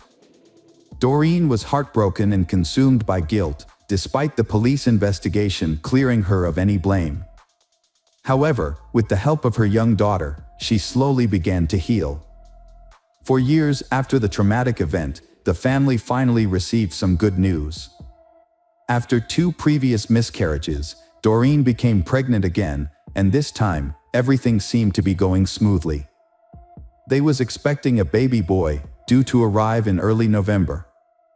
Just days before Doreen's scheduled hospital visit, the family decided to participate in Halloween festivities. On the evening of October 31st, the neighborhood was filled with decorated homes, children trick-or-treating, and parents handing out candy. Diana, now 4 years old, was excited to join in and her parents agreed. Although Doreen was 9 months pregnant, she accompanied her daughter on the trick-or-treating adventure, while Charles stayed home to hand out candy to other children. Charles and his wife, Doreen, had returned home from taking their daughter trick-or-treating. Just before 9 p.m., noticing they were running low on candy, Charles decided to make a quick trip to the nearby store to restock. At around 8:50 p.m., he left the house, leaving his wife and daughter behind. 15 minutes later, he returned home to find the front door slightly ajar, which seemed suspicious. As he entered the house, he was met with a horrific scene. His wife, Doreen, lay on the floor in the corridor, surrounded by a large amount of blood and showed no signs of life. Charles immediately called 911. In the living room, he then found the body of their unborn child. Charles was in shock, struggling to comprehend what he was seeing. At first he wondered if Doreen had had a miscarriage, but he quickly realized that something much more serious had happened. Next to their unborn child lay Doreen's severed hand, making it clear to Charles that his family had been attacked. Fearing for his daughter's safety, he frantically searched for her. There was so much blood on the floor that he slipped and fell while running through the house. Eventually, he found his daughter hiding behind the sofa in the living room. She is still alive and unhurt. When paramedics arrived, they found Doreen's weak pulse and rushed her to the hospital. Tragically, Doreen did not survive and was pronounced dead in the ambulance. Her unborn child also did not survive. The attacker had inflicted severe injuries on the baby after removing it from Doreen's womb. A post-mortem examination revealed that Doreen had been stabbed multiple times with a long, sharp object, possibly a sword or machete. The crime scene was particularly disturbing, with blood covering the floors, walls, and ceiling. Police officers at the scene were deeply affected by what they witnessed. Despite a thorough search of the house, no signs of the perpetrator or any evidence were found. However, investigators did discover bloody footprints leading from the house to the middle of the road, suggesting that the killer may have escaped in a vehicle. Soon, investigators found another crucial piece of evidence on the lawn in front of the house, a wolf mask covered in blood. They believed it might belong to the killer, as Charles reported they didn't own such a mask. The evidence was sent to the laboratory for analysis. And police attempted to question Diana, who was the only witness in this incident. Although shaken and in complete shock, Diana provided valuable details about what happened. She explained that shortly after her father left for the store, someone knocked on their door. When Doreen answered, she saw a man wearing a wolf mask and holding a long blade. He threatened to kill her, and Doreen immediately screamed at Diana to run out of the house. Diana hid behind the sofa but couldn't recall what happened next until her father found her. Initially, the police found it suspicious that the victim's husband, Charles, had left for the store just minutes before the killer arrived. This coincidence led investigators to consider him as a potential suspect. When Charles returned home, he unknowingly stepped on blood multiple times, even falling and getting covered in it. Despite this, Diana was unable to help identify the attacker due to the wolf mask. Police initially considered the possibility that Charles might have intentionally gotten blood on his clothes to create an alibi. However, detectives quickly discovered several inconsistencies in this theory. Firstly, Charles's shoes did not match the bloody footprints found on the street. Secondly, the killer likely escaped in a car parked in front of the house, but no blood was found in Charles's vehicle, nor was a different pair of shoes discovered. To investigate further, police went to the store that Charles had visited that evening and spoke to the staff there. They confirmed that Charles had indeed purchased candy from him. This established an alibi for Charles, as he didn't have enough time to commit the murder. Surveillance footage from the store supported Charles's account, leading detectives to temporarily rule him out as the prime suspect. They then asked Charles if he knew of anyone who might want to harm his family. Charles immediately pointed out Michael, Doreen's ex-husband. According to Charles, Michael's behavior changed dramatically after the death of their son, who had drowned in the pool. Michael blamed Doreen for the boy's death, believing she had deliberately killed Paul to cut ties with him. Michael filed a lawsuit against his ex-wife Doreen, holding her responsible for the death of Paul, but lost the case. Their marriage had been troubled even before their divorce. After the birth of their son, Michael's behavior became increasingly erratic, often withdrawing into depression and distancing himself from his family. Doreen suspected that Michael's childhood traumas were to blame.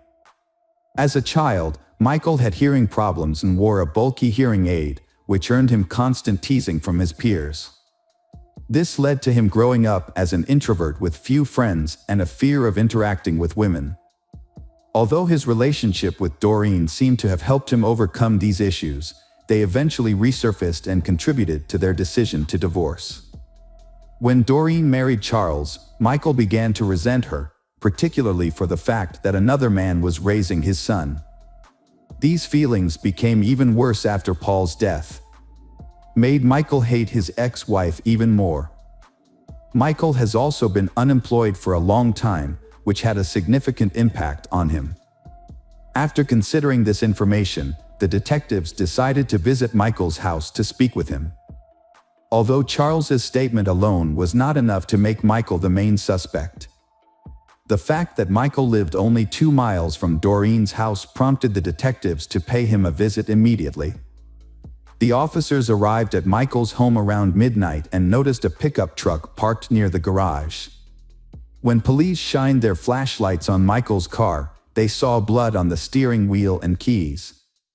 They knocked on the door, but no one answered. Lights were still on inside the house and they could hear running water, leading them to suspect that Michael might be destroying evidence or washing bloody clothes. They continued knocking until Michael opened the door.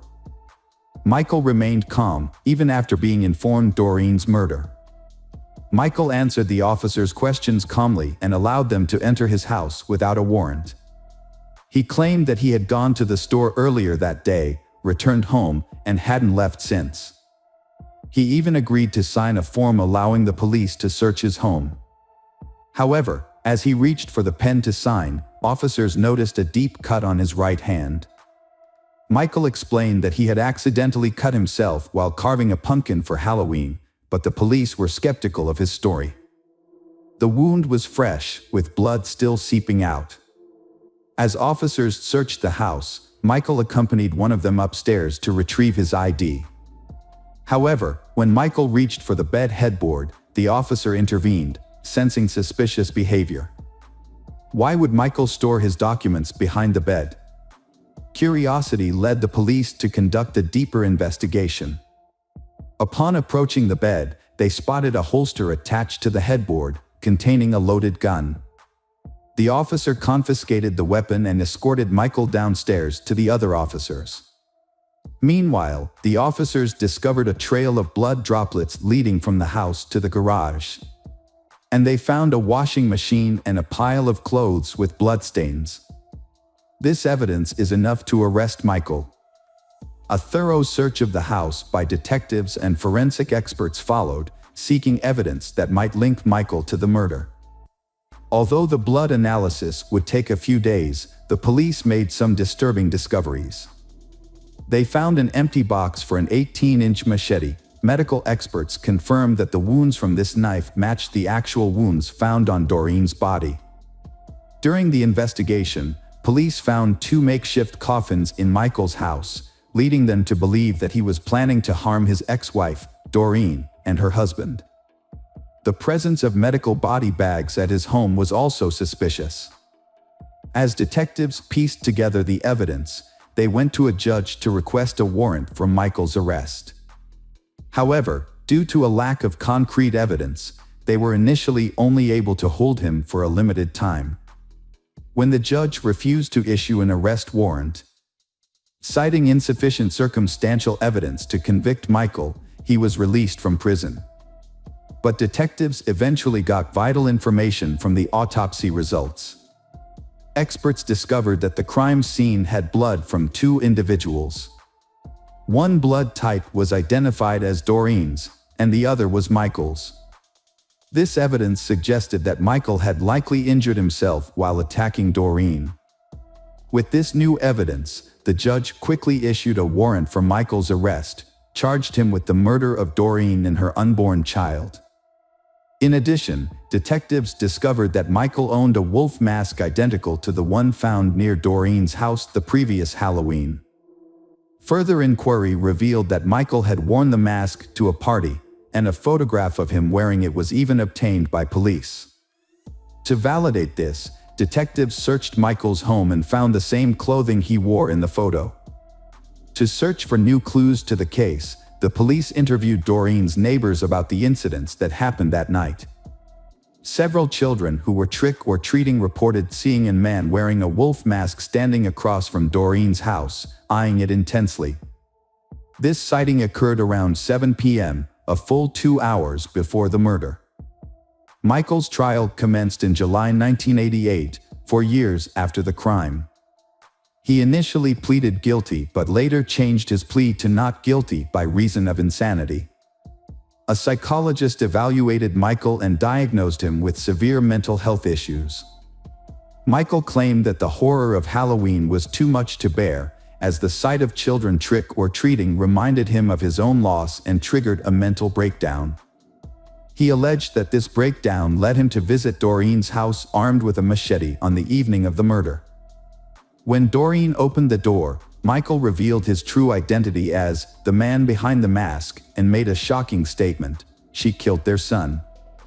Recognizing the man as Michael, Doreen quickly screamed for her daughter to run and Michael immediately attacked her. Michael claimed he was unaware that Doreen was pregnant at the time of the attack, but this assertion was met with skepticism. Doreen was visibly pregnant, standing at 4 feet 1 inches tall, and her friends found it hard to believe that Michael wouldn't have noticed, especially given her prominent belly. In fact, her friends joked that her pregnancy had made her almost as wide as she was tall.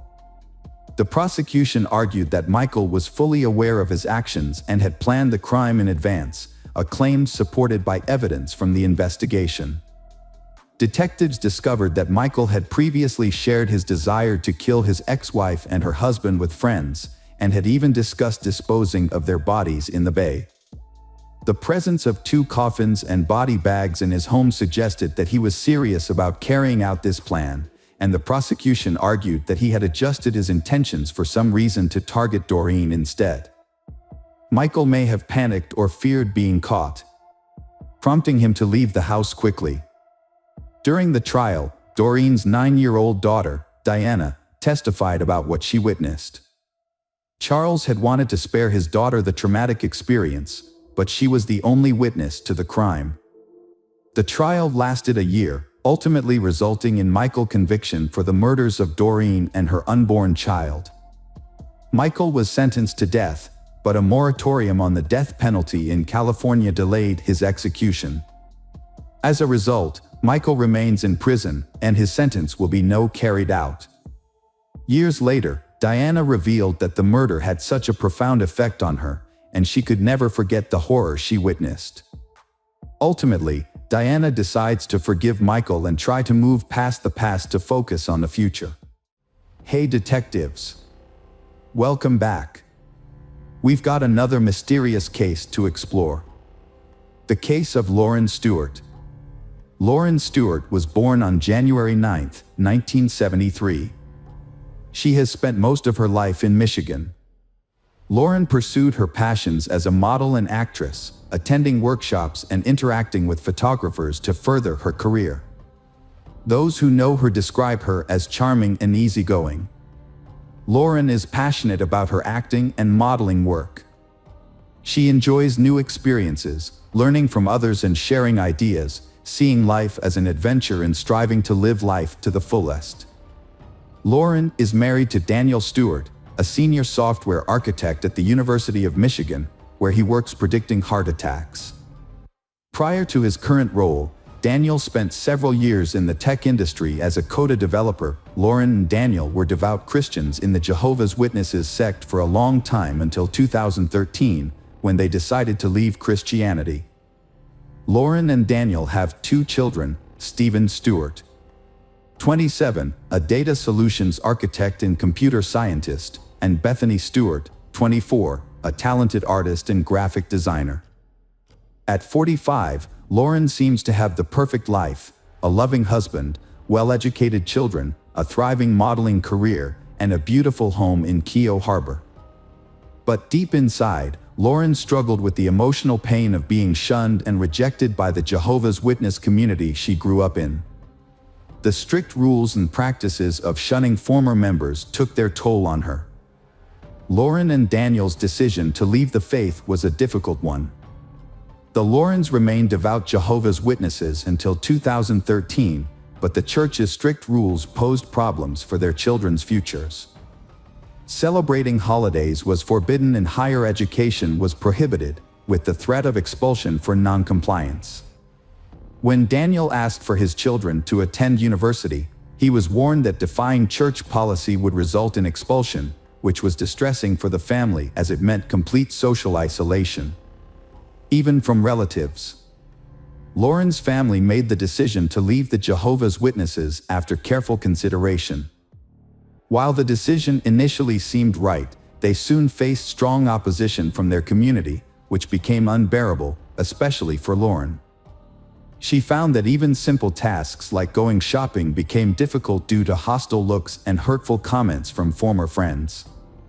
Although these comments were not directed at her, they were said loudly enough for her to hear. Living in a small community of 3,300 residents, many of whom were Jehovah's Witnesses, Lauren's family faced a harsh reality, with prominent church members constantly reminding Lauren of her outcast status. The emotional stress eventually became too much to bear. Lauren turned to exercise to regain her health. She worked out regularly and made it her routine, which led to a dramatic change. Lauren became a fitness trainer and found success as a model. Despite being rejected by the church, Lauren appeared optimistic and confident to those around her. However, behind her pleasant exterior, Lauren was secretly struggling with chronic depression.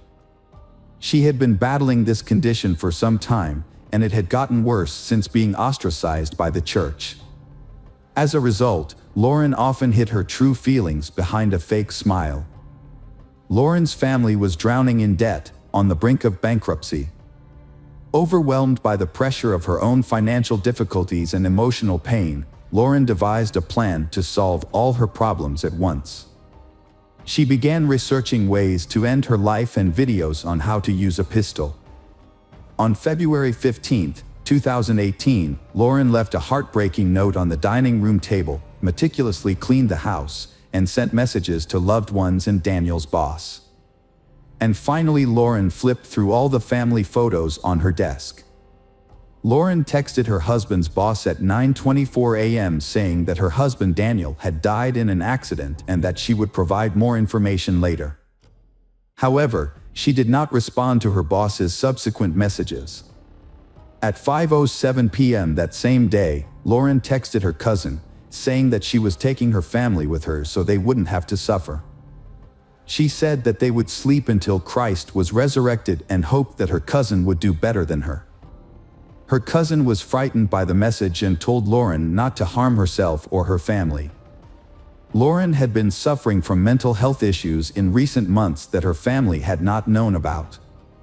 She had a gun and made the tragic decision to use it to kill her loved ones. Lauren's first victim was her husband, Daniel, 47, who was shot in the head while trying to escape from the basement where he was relaxing. Lauren used a pillow as a silencer to muffle the sound of the gunshot. After Daniel was shot, Lauren went upstairs to her daughter Bethany's sleeping room. Lauren shot her at point-blank range, instantly killing Bethany. Next, her son Stephen, who had his own house on the other side of town, Lauren tricked Stephen into coming to her house. When Stephen was busy with the task his mother had assigned him, his back turned, Lauren shot him at close range. The horror did not stop there. Lauren killed the family dog, placing its body in the bathtub. A neighbor heard these gunshots but thought someone was slamming the door. When the house became a cold morgue, Lauren meticulously cleaned it. Then Lauren used the gun to kill herself. Lauren's cousin, who had been trying to contact her, became concerned when she did not respond to their messages. The cousin decided to visit Lauren's home the following morning, February 16th, with a friend. When no one answered the door, they contacted the police.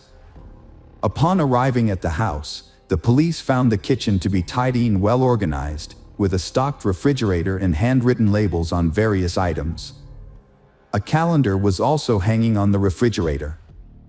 However, police discovered the family dog dead in the bathtub. This made police more cautious, initially fearing the possibility of an active shooter. As they continued to search the house, they found Stephen Stewart on the floor, shot while sitting on a chair in another room. In a bedroom, the police discovered Bethany's lifeless body, shot while she was asleep. A pillow had been used to muffle the sound of the gunshot, and the pillowcase showed signs of the shooting. The police also found Daniel Stewart's body on the basement floor in front of a couch, with his right hand still in his jeans pocket. Elsewhere in the house, Lauren was found at the foot of the stairs, with a pistol next to her and a gunshot wound between her eyes. 2 notes were discovered on the dining room table, one addressed to the medical examiner, the other a suicide note revealing Lauren's inner struggles. Lauren's note explained that she felt she had allowed evil into her heart by rejecting God's love. She believed that by killing her family, she could spare them from suffering. Through interviews with relatives, friends, and neighbors, it became clear that the couple had become reclusive after leaving the Jehovah's Witness church. Lauren's past struggles, particularly her battle with depression, were compounded by the stress of motherhood. Family members also revealed that Lauren, who was one of 11 siblings, had a history of depression that likely contributed to her actions. Lauren has become increasingly obsessed with her faith in recent years. Her family, including her father and sister, have not spoken to her in years. Lauren's mother died when she was 13. The tragic event has left a lasting impact on those close to the family. Joyce Taylor, a longtime friend, believes the murders were a direct result of the family's rejection by the Jehovah's Witnesses. Joyce Taylor and other former members reveal the harsh reality of leaving the faith. When someone leaves the Jehovah's Witnesses, they are often shunned by their own family members who remain in the church. This severe form of shunning can take a heavy emotional toll. According to Joyce Taylor, Lauren and Daniel's desire to give their children a college education conflicted with the church's teachings, which discouraged such pursuits. This clash between their aspirations and the church's rigid doctrines ultimately led to a tragic outcome. The family was shunned in every way possible. As Joyce Taylor explained, when you're raised a Jehovah's Witness, the church controls many aspects of your life, including your friendships and associations. If you go against these rules, you risk being disfellowshipped or shunned. Joyce Taylor stormed into a Kingdom Hall meeting in Union Lake, seizing the opportunity to confront the congregation about a recent tragedy. She passionately criticized the gathering, her voice filled with a mix of anger and sorrow. 5 years ago, you withdrew your support from a small family, Joyce Taylor exclaimed. They had no one else to turn to, but you turned them away and shunned them. Why? Because they wanted to raise their children as they saw fit. Just 2 days ago, 4 people died because of your alienation, Joyce Taylor said.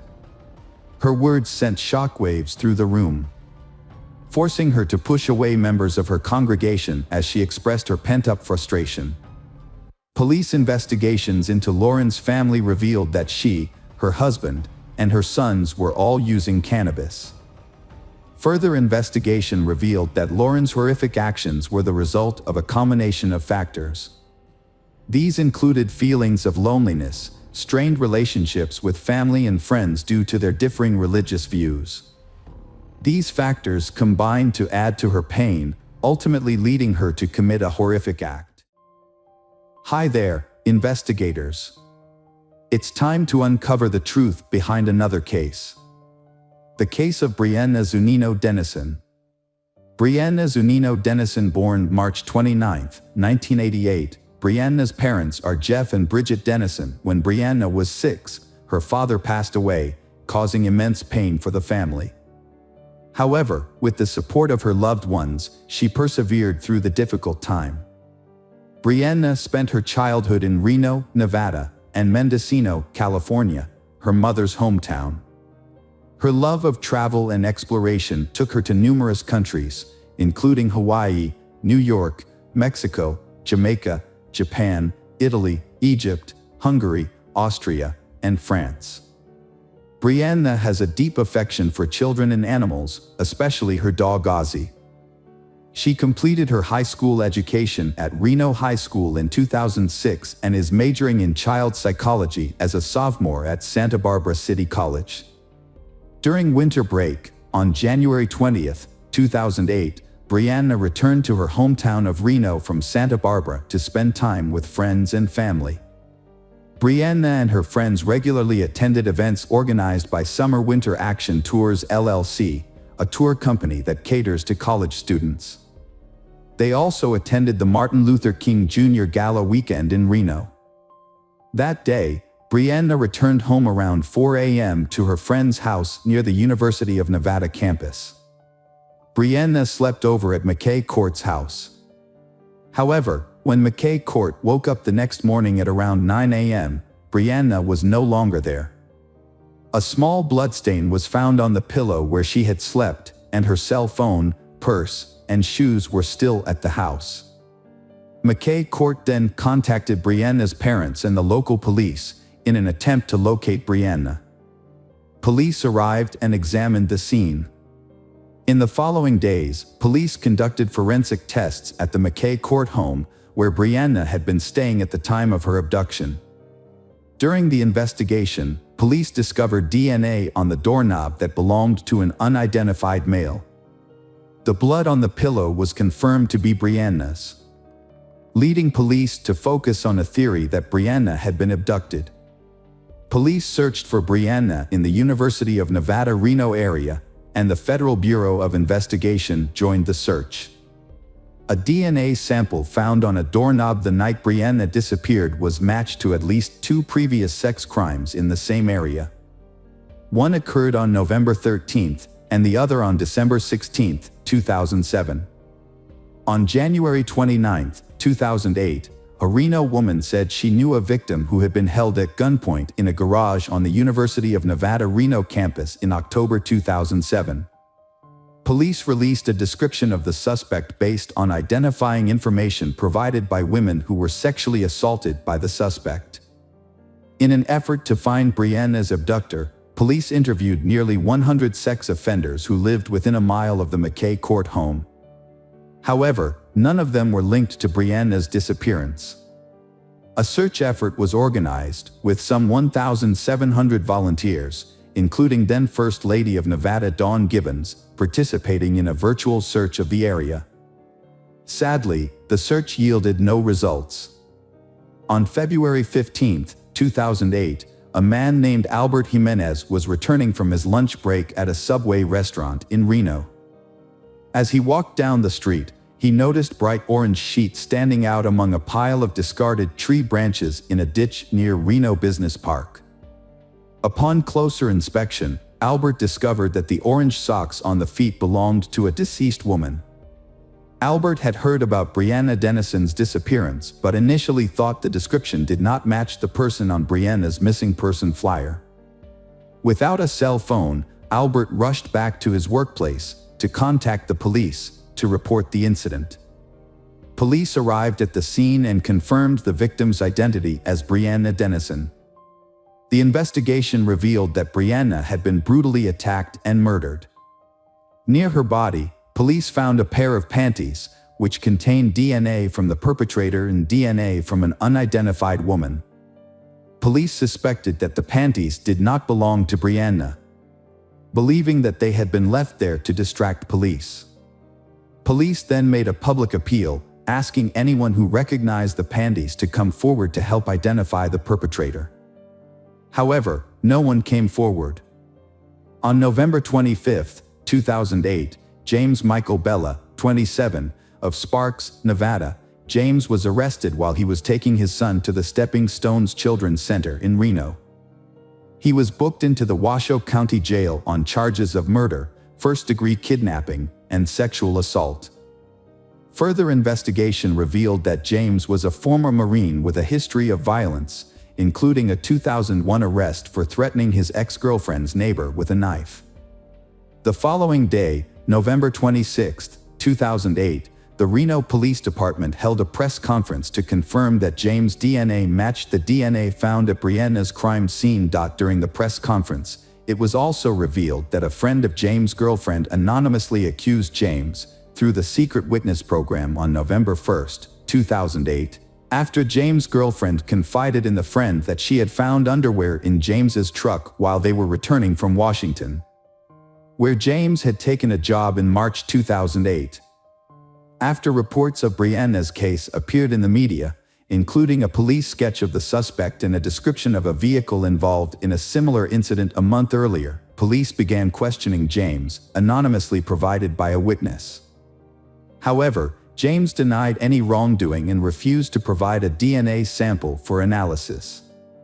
His girlfriend was also questioned by police, and she allowed them to take a DNA sample from her and James' 4-year-old son. DNA testing of James' son showed that, in this case, James' DNA was left at the house where Brianna was abducted and at the scene of the rape. Furthermore, during the trip to Washington, it was discovered that James had sold his truck in Idaho, which matched the description of the vehicle used in the sexual assault. Police announced at a press conference that the truck was being transported back to Reno for a thorough examination and would be used as evidence in the case against James. On May 27, 2010, the jury returned a guilty verdict in James's trial, finding James responsible for the murder of Brianna Dennison. After 9 hours of deliberations, the jury convicted James of kidnapping, sexual assault, and murder. In an effort to avoid the death penalty, James' defense team presented mitigating circumstances, citing James' traumatic childhood with an alcoholic, abusive father. The jurors rejected the mitigating factors and gave James the death sentence instead. Later, on July 30, 2010, James received 4 more life sentences for other crimes, including rape and kidnapping of 2 victims prior to Brianna's abduction and murder. James's appeals have been denied over. The case of Brianna Zunino Dennison is a story of pain, strength, and determination in the pursuit of justice. Brianna's family remains strong and persistent in the fight for justice. The collective efforts of everyone together make a safer world. And may Brianna rest in peace. Welcome back, mystery lovers. Today's case is going to keep you on the edge of your seat. The case of Rena Verk.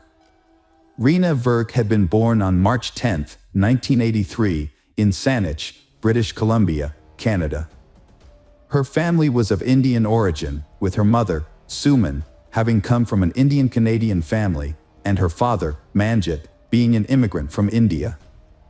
Rena's parents had formerly been Hindus and had converted to Jehovah's religion. Rena struggled to fit in with her peers in the Saanich community, where Sikhism was popular among Indo-Canadians. Unfortunately, she was severely bullied at school due to her appearance and ethnic background, which set her apart from her predominantly white classmates. She was bullied due to her unusual appearance, being overweight and having brown skin. At home, Rena faced strict rules tied to her parents' religious beliefs, which were in stark contrast to her friends, who were starting to become independent. Her parents began to worry when they discovered her persistent bullying and feared it could negatively affect her mental health, potentially leading to depression. In May 1994, Rena's family moved to a new location, resulting in her transferring schools from Burnside Primary School. Her parents hoped this action would put an end to the bullying she initially experienced, and it seemed to be effective. Rena's mood improved, and she formed new friendships that brought her happiness. However, things took a turn for the worse when her new friends began to distance themselves from her, and the bullying began again. Rena graduated from elementary school in 1996 and began attending Coquitz Middle School. There, she met a new group of friends whom she considered cool kids. The group was famous for breaking the rules, drinking, and smoking, which represented the freedom that Rena desired, freedom from the strictness of her parents and their rules. Although she felt accepted by her new friends, her parents disapproved of her new relationships, leading Rena to become more rebellious. In 1996, when Rena was 13 years old, a friend suggested she leave home. The friend told her she could be adopted by telling the police that her parents had physically abused her.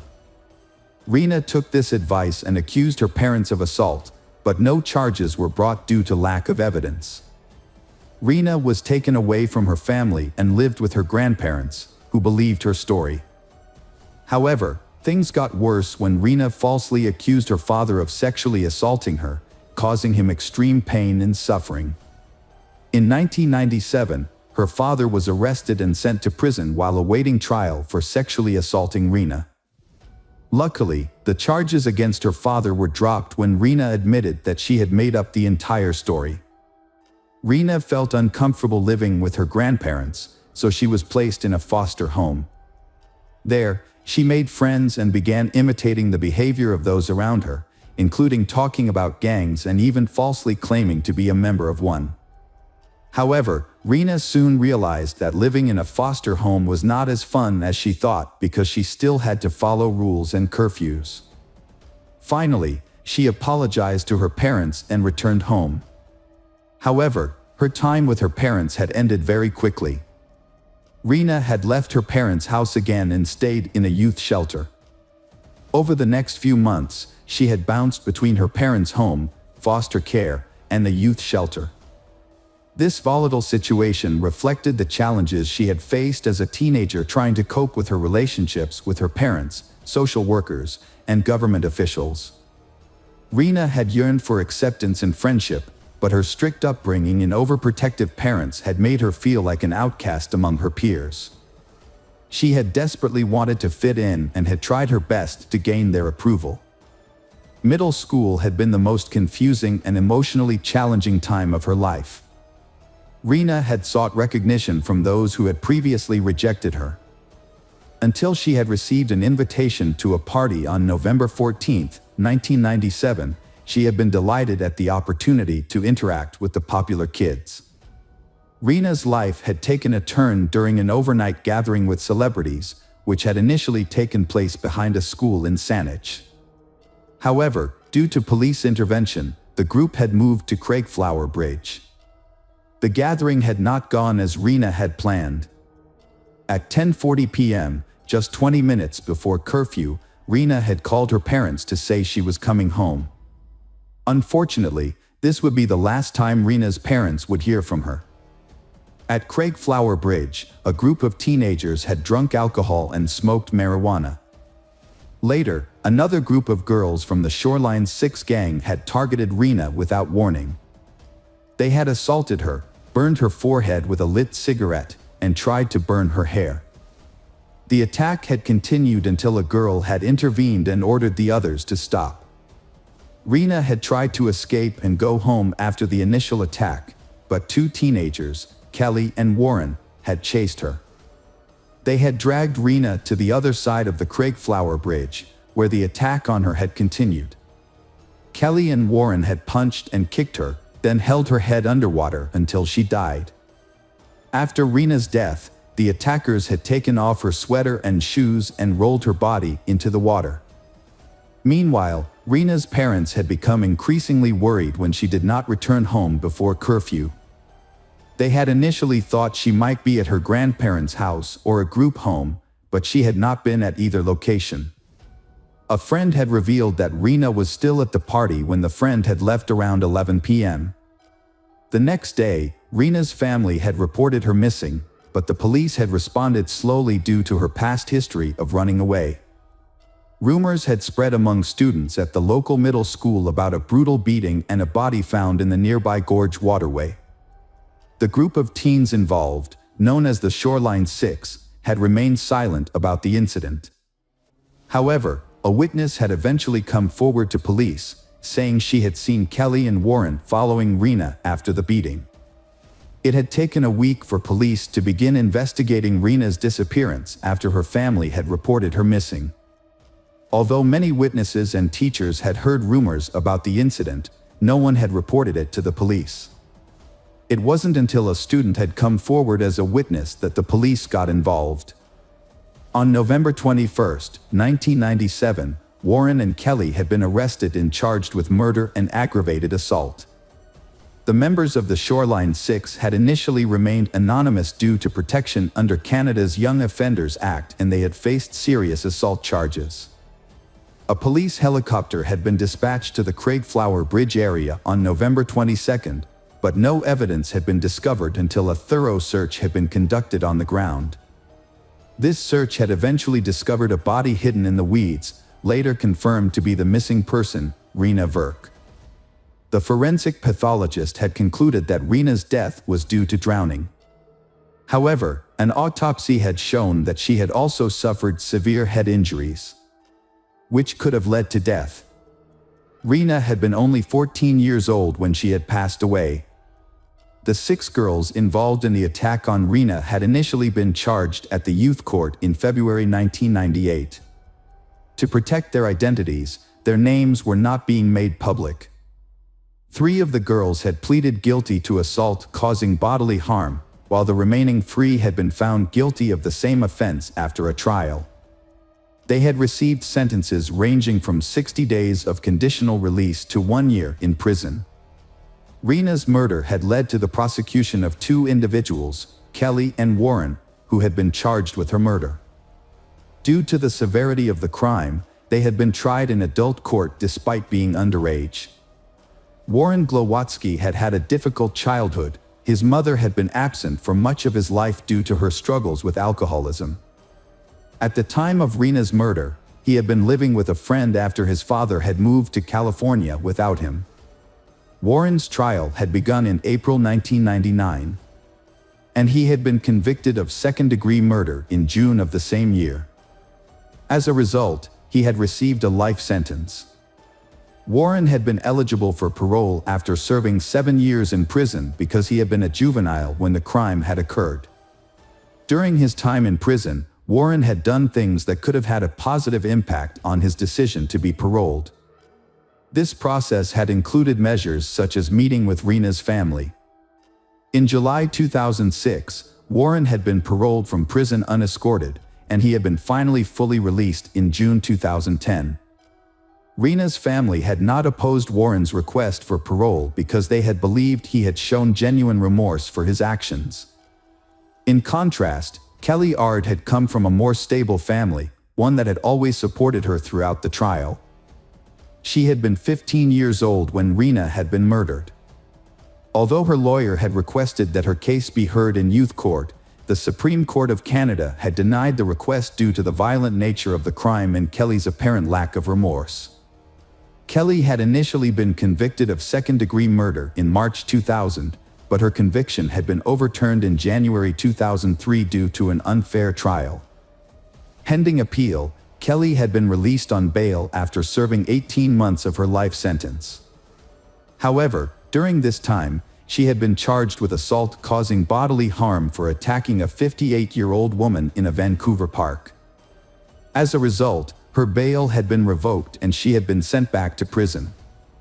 In March 2004, Kelly had faced a new trial. Witnesses had testified that she had bragged about being responsible for Rena's death. Warren had claimed that he had seen Kelly drown Rena, but Kelly's lawyer had questioned Warren's credibility, pointing out inconsistencies in his initial statements to police and during the trial. Kelly Ard had testified during the trial that she had assaulted Rena to protect her friends because she had believed Rena would harm them. However, she had denied responsibility for Rena's death and instead had pointed to Warren and two other girls as the culprits. Despite the evidence, Kelly had shown no remorse and had offered no clear motive for the planned attack. When asked about her future, Kelly had appeared resigned, admitting that her life had been ruined and that she would likely be convicted. The jury had deliberated for 5 days before deadlocking, leading to a mistrial in July 2004. In February 2005, Kelly's second trial had taken place, with Warren again testifying as a key witness. He had repeated his earlier testimony, saying that he and Kelly had assaulted Rena, leaving her dead in the water. As a result, Kelly had been convicted of second-degree murder on April 12, 2005, and had received a sentence of life in prison without the possibility of parole for 7 years. However, the British Columbia Court of Appeal had later overturned Kelly's conviction in September 2008. The court had ordered a retrial, citing the incorrect jury conviction in the previous trial. The decision had led to a fourth trial, allowing Kelly's case to be reconsidered in court. The Supreme Court of Canada had upheld Kelly's conviction for second-degree murder in June 2009, ending lengthy court proceedings. Years later, in 2017, Kelly was granted day parole, and in 2019, she received additional privileges, including overnight leave and extended day parole. The Parole Board of Canada's decision to continue her parole in July 2020 had attracted significant media attention. Kelly, who had initially received a life sentence, rebuilt her life on parole. She changed her name to Carrie Sim, got married, and had 2 children. She complied with the conditions of her parole, which included abstaining from the use of stimulants and avoiding contact with Rena's family. Despite the passage of time, the motives behind the teen's decision to attack and ultimately kill Rena remained unclear. One reason might have been revenge, as Rena had previously lived with the 2 girls involved in the assault. They had accused her of stealing phone books and spreading false rumors. Another girl claimed to have had a grudge against Rena for allegedly stealing her boyfriend in 2000. Rena's parents had sued the teens involved in her death, as had the British Columbia government and other parties. Rena's father explained that he wanted people to take responsibility for their actions, saying that society often failed to do so. Years later, in 2012, Rena's mother spoke out about her daughter's tragic death and the devastating effects of bullying on young people. She shared that dealing with the legal consequences of Rena's murder had left her deeply saddened. As the court cases progressed, she was finally fully feeling her loss. She was struggling more with her emotions and missed Rena even more. Rena's mother also expressed concern that bullying was becoming more severe and frequent rather than decreasing. She was shocked by the new ways young people were using technology, such as cyberbullying and texting, to harm their peers. These methods had not been available when Rena was killed, and her mother was devastated as the problem escalated. The murder of Rena Verk had led to a national debate about racism and bullying, especially among young girls. In the wake of Rena's death, Rena's parents took action to create positive change.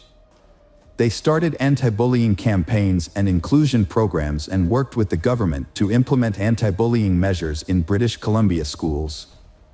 Rena's parents also shared their story with students, teachers, and law enforcement professionals to raise awareness about bullying. Their efforts paid off when the government introduced an anti-bullying program in schools across the province. In 2009, Rena's parents were recognized for their advocacy with the Anthony J. Hume Award of Excellence for their dedication to crime prevention and community safety. Rena Verk's life had been marked by hardships and challenges. Although she made some mistakes, it was understandable given the pressure to fit in. Despite Rena's mistakes and the false accusations against her family, her parents continued to love and support Rena unconditionally. Hi everyone, thanks for returning. Let's unravel another perplexing mystery. The case of Vincent Brothers. Vincent Brothers was born on May 30th, 1962, in Long Island, New York. From a young age, he was known for his charisma, reliability, and diligence. He also served in the Marine Corps Reserves. After graduating from Norfolk State University, Vincent moved to California in the mid-1980s to pursue further education and eventually earned a master's degree. Despite having a successful career as a school administrator, Vincent's personal life was marred by tumultuous relationships. His two previous marriages ended in divorce. In 1988, while working at California State University in Bakersfield, Vincent had a daughter with his girlfriend. He took his girlfriend to court to establish paternity and was eventually awarded custody and visitation rights. Initially required to pay $350 per month in child support, this amount was increased to $771 in 2003. That same year, Vincent was convicted of wife abuse and received a 6-day jail sentence and probation. In 1992, Vincent married for the second time, but this marriage also ended in divorce in 1996 due to accusations of intimidation and physical abuse by his second wife. While serving as the assistant principal at Emerson High School, Vincent was accused of sexually harassing a colleague. The woman claimed that Vincent assaulted her at his home and took her phone to prevent her from calling the police. When she tried to report the incident to the police, she said police discouraged her from pursuing charges because she was afraid of Vincent's reputation. The harassment continued at school, with Vincent allegedly touching her inappropriately. The woman eventually resigned from her job as a teacher, citing an unfriendly work environment. The school district investigated Vincent due to his increasingly threatening behavior and threatening phone calls.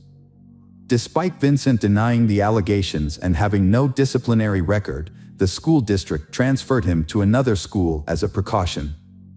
Vincent then began working at John C. Fremont Elementary School in Bakersfield, California, where he also became famous and respected. Vincent was especially known for ensuring the safety of students by taking them home after school. While teaching at Fremont Elementary School, Vincent met Joni Harper, the school's security supervisor and basketball manager. Vincent and Joni began dating and eventually married after the birth of their first child, Marcus. Their family grew with the arrival of their second child, Lindsay, in 2000. However, Vincent's infidelity caused him and Joni to divorce in September 2001. 2 years later, Vincent and Joni remarried in secret, and their third child, Marshall, was born 4 months later. Joni eventually opened up to her friends about the problems in her marriage. Unlike before, she expressed her fear that Vincent might harm her. However, to those around them, Vincent's family appeared happy and actively involved in the community, often attending local events and maintaining good relationships with others. From the outside, Joni and Vincent's marriage seemed stable. Joni continued to work as a basketball manager, pursuing her passion. However, no one expected that the tragic events hidden behind the family's happy exterior would soon emerge. 3 months before the tragic event, Vincent had moved out of the house due to frequent arguments with his mother-in-law, Ernestine. On July 6, 2003, Joni attended a church service with her 3 children, Marcus, Lindsay, and 6-week-old Marshall, as well as her mother, Ernestine. The family had lunch at Black Angus after the ceremony, then returned home for a nap. As was their custom, Joni and the children stayed in one bedroom, while Ernestine stayed in another room in the house. Tragically, the family was attacked in their home. The killer easily entered the house without signs of forced entry and shot Joni twice in the head while she was in the bedroom. Lindsay was also shot in the back. The noise alerted Ernestine, causing her to quickly arm herself with a .38 revolver and move toward the hallway to investigate. Unfortunately, she was killed before she could defend herself. The attacker shot Ernestine twice in the face, causing her to collapse in the hallway outside her bedroom.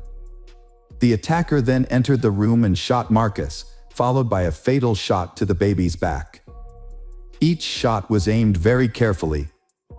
Instead of fleeing the scene immediately, the attacker went to the kitchen to get a knife and then returned to the bedroom.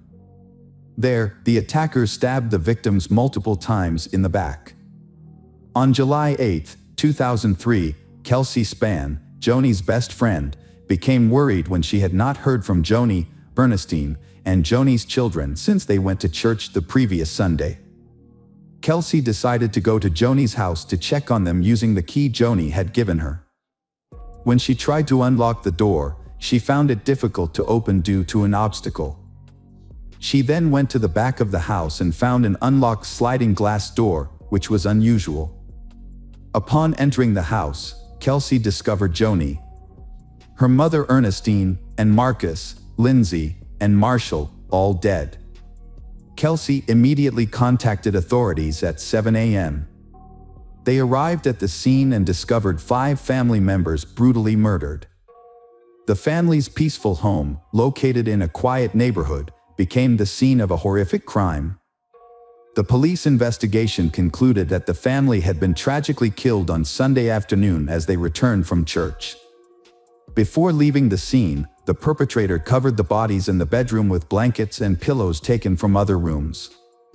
Detectives identified Joni as the primary target due to the severity of her injuries, suggesting the attacker had been extremely angry.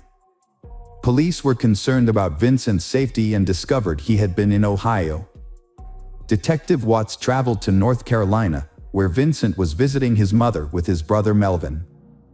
When North Carolina police met with Vincent, they found him severely traumatized and unable to speak coherently, which did not provide many details about the investigation. Vincent's behavior was inconsistent with that of a murderer, and because he had been on the other side of the country when the murder occurred, police initially ruled him out as a suspect.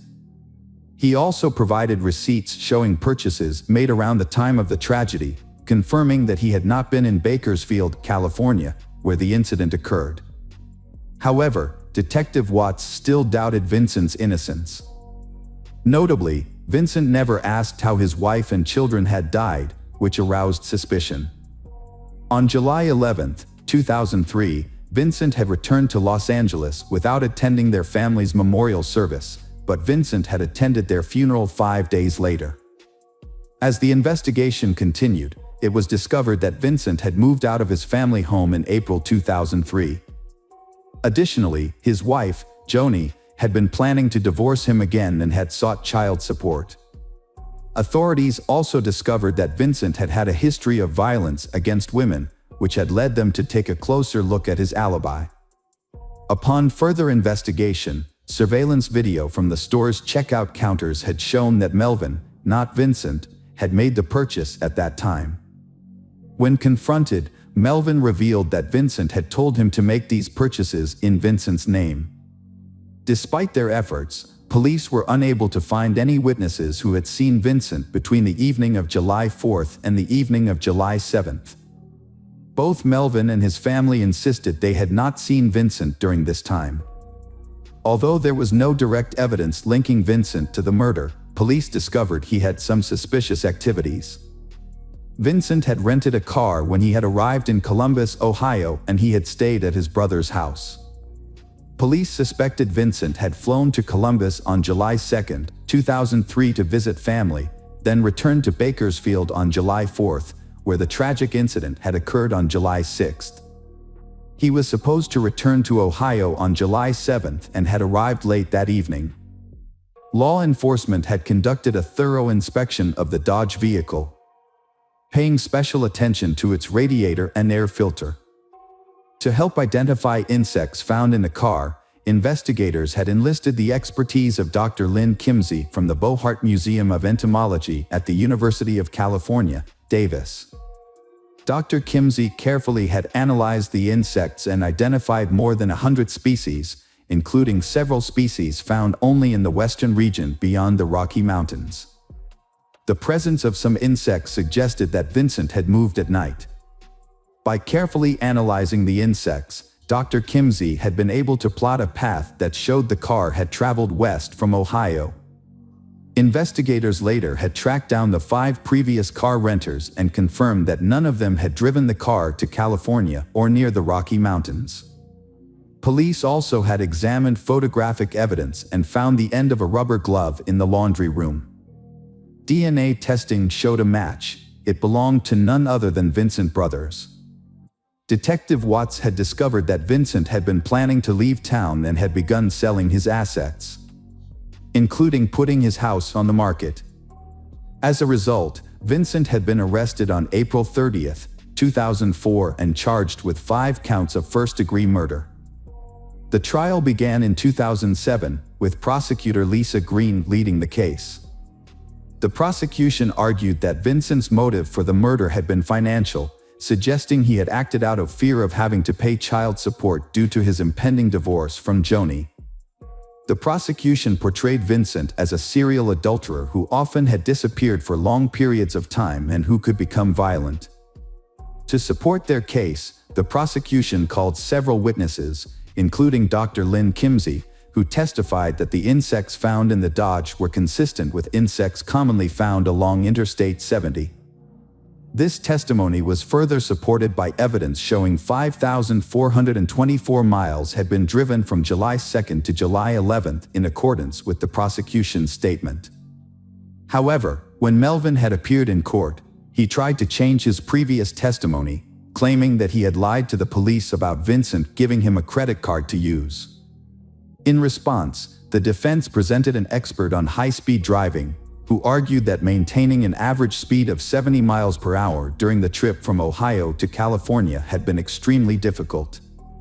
The defense also presented its pathologists, who testified that the murders could have occurred as late as Monday morning, July 7, 2003. The defense also had presented interrogation tapes to prove that Melvin had been pressured by police to change his statement. Additionally, they called a witness who claimed to have seen a car accident involving Vincent on Sunday morning, in which a boy on a bicycle had collided with Vincent's rental car at an intersection. Although the incident had not been reported to the police due to the lack of damage or injuries, the prosecution attempted to verify the story. Vincent had taken it upon himself to defend himself. He had strongly denied all accusations about his married life and had firmly denied the accusation of murdering his family. Throughout his testimony, Vincent had become emotional and had shed tears several times. The prosecution had called Carla Tuya, principal of Franklin School, as a witness. She had testified about her past relationship with Vincent, which had begun in 1996 when his son was born and had ended in 2002 when she had decided to end it. Carla revealed a shocking secret that she and Vincent had been intimate just weeks before the family tragedy, directly contradicting Vincent's previous denials about everything. This admission had damaged Vincent's claim to fidelity to his family. The prosecution had argued that the crime had been carefully planned in advance. Thanks to knowing the family's Sunday habits, the murderer had gained an advantage and had had the opportunity to strike.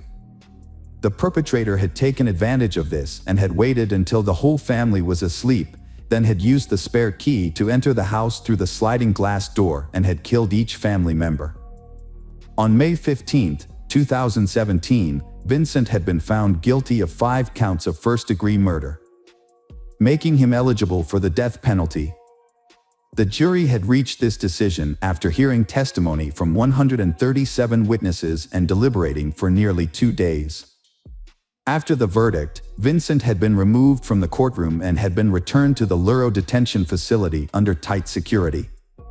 Then, on September 27, 2007, Durham County Superior Court Judge Michael Bush had sentenced Vincent Brothers to death by lethal injection.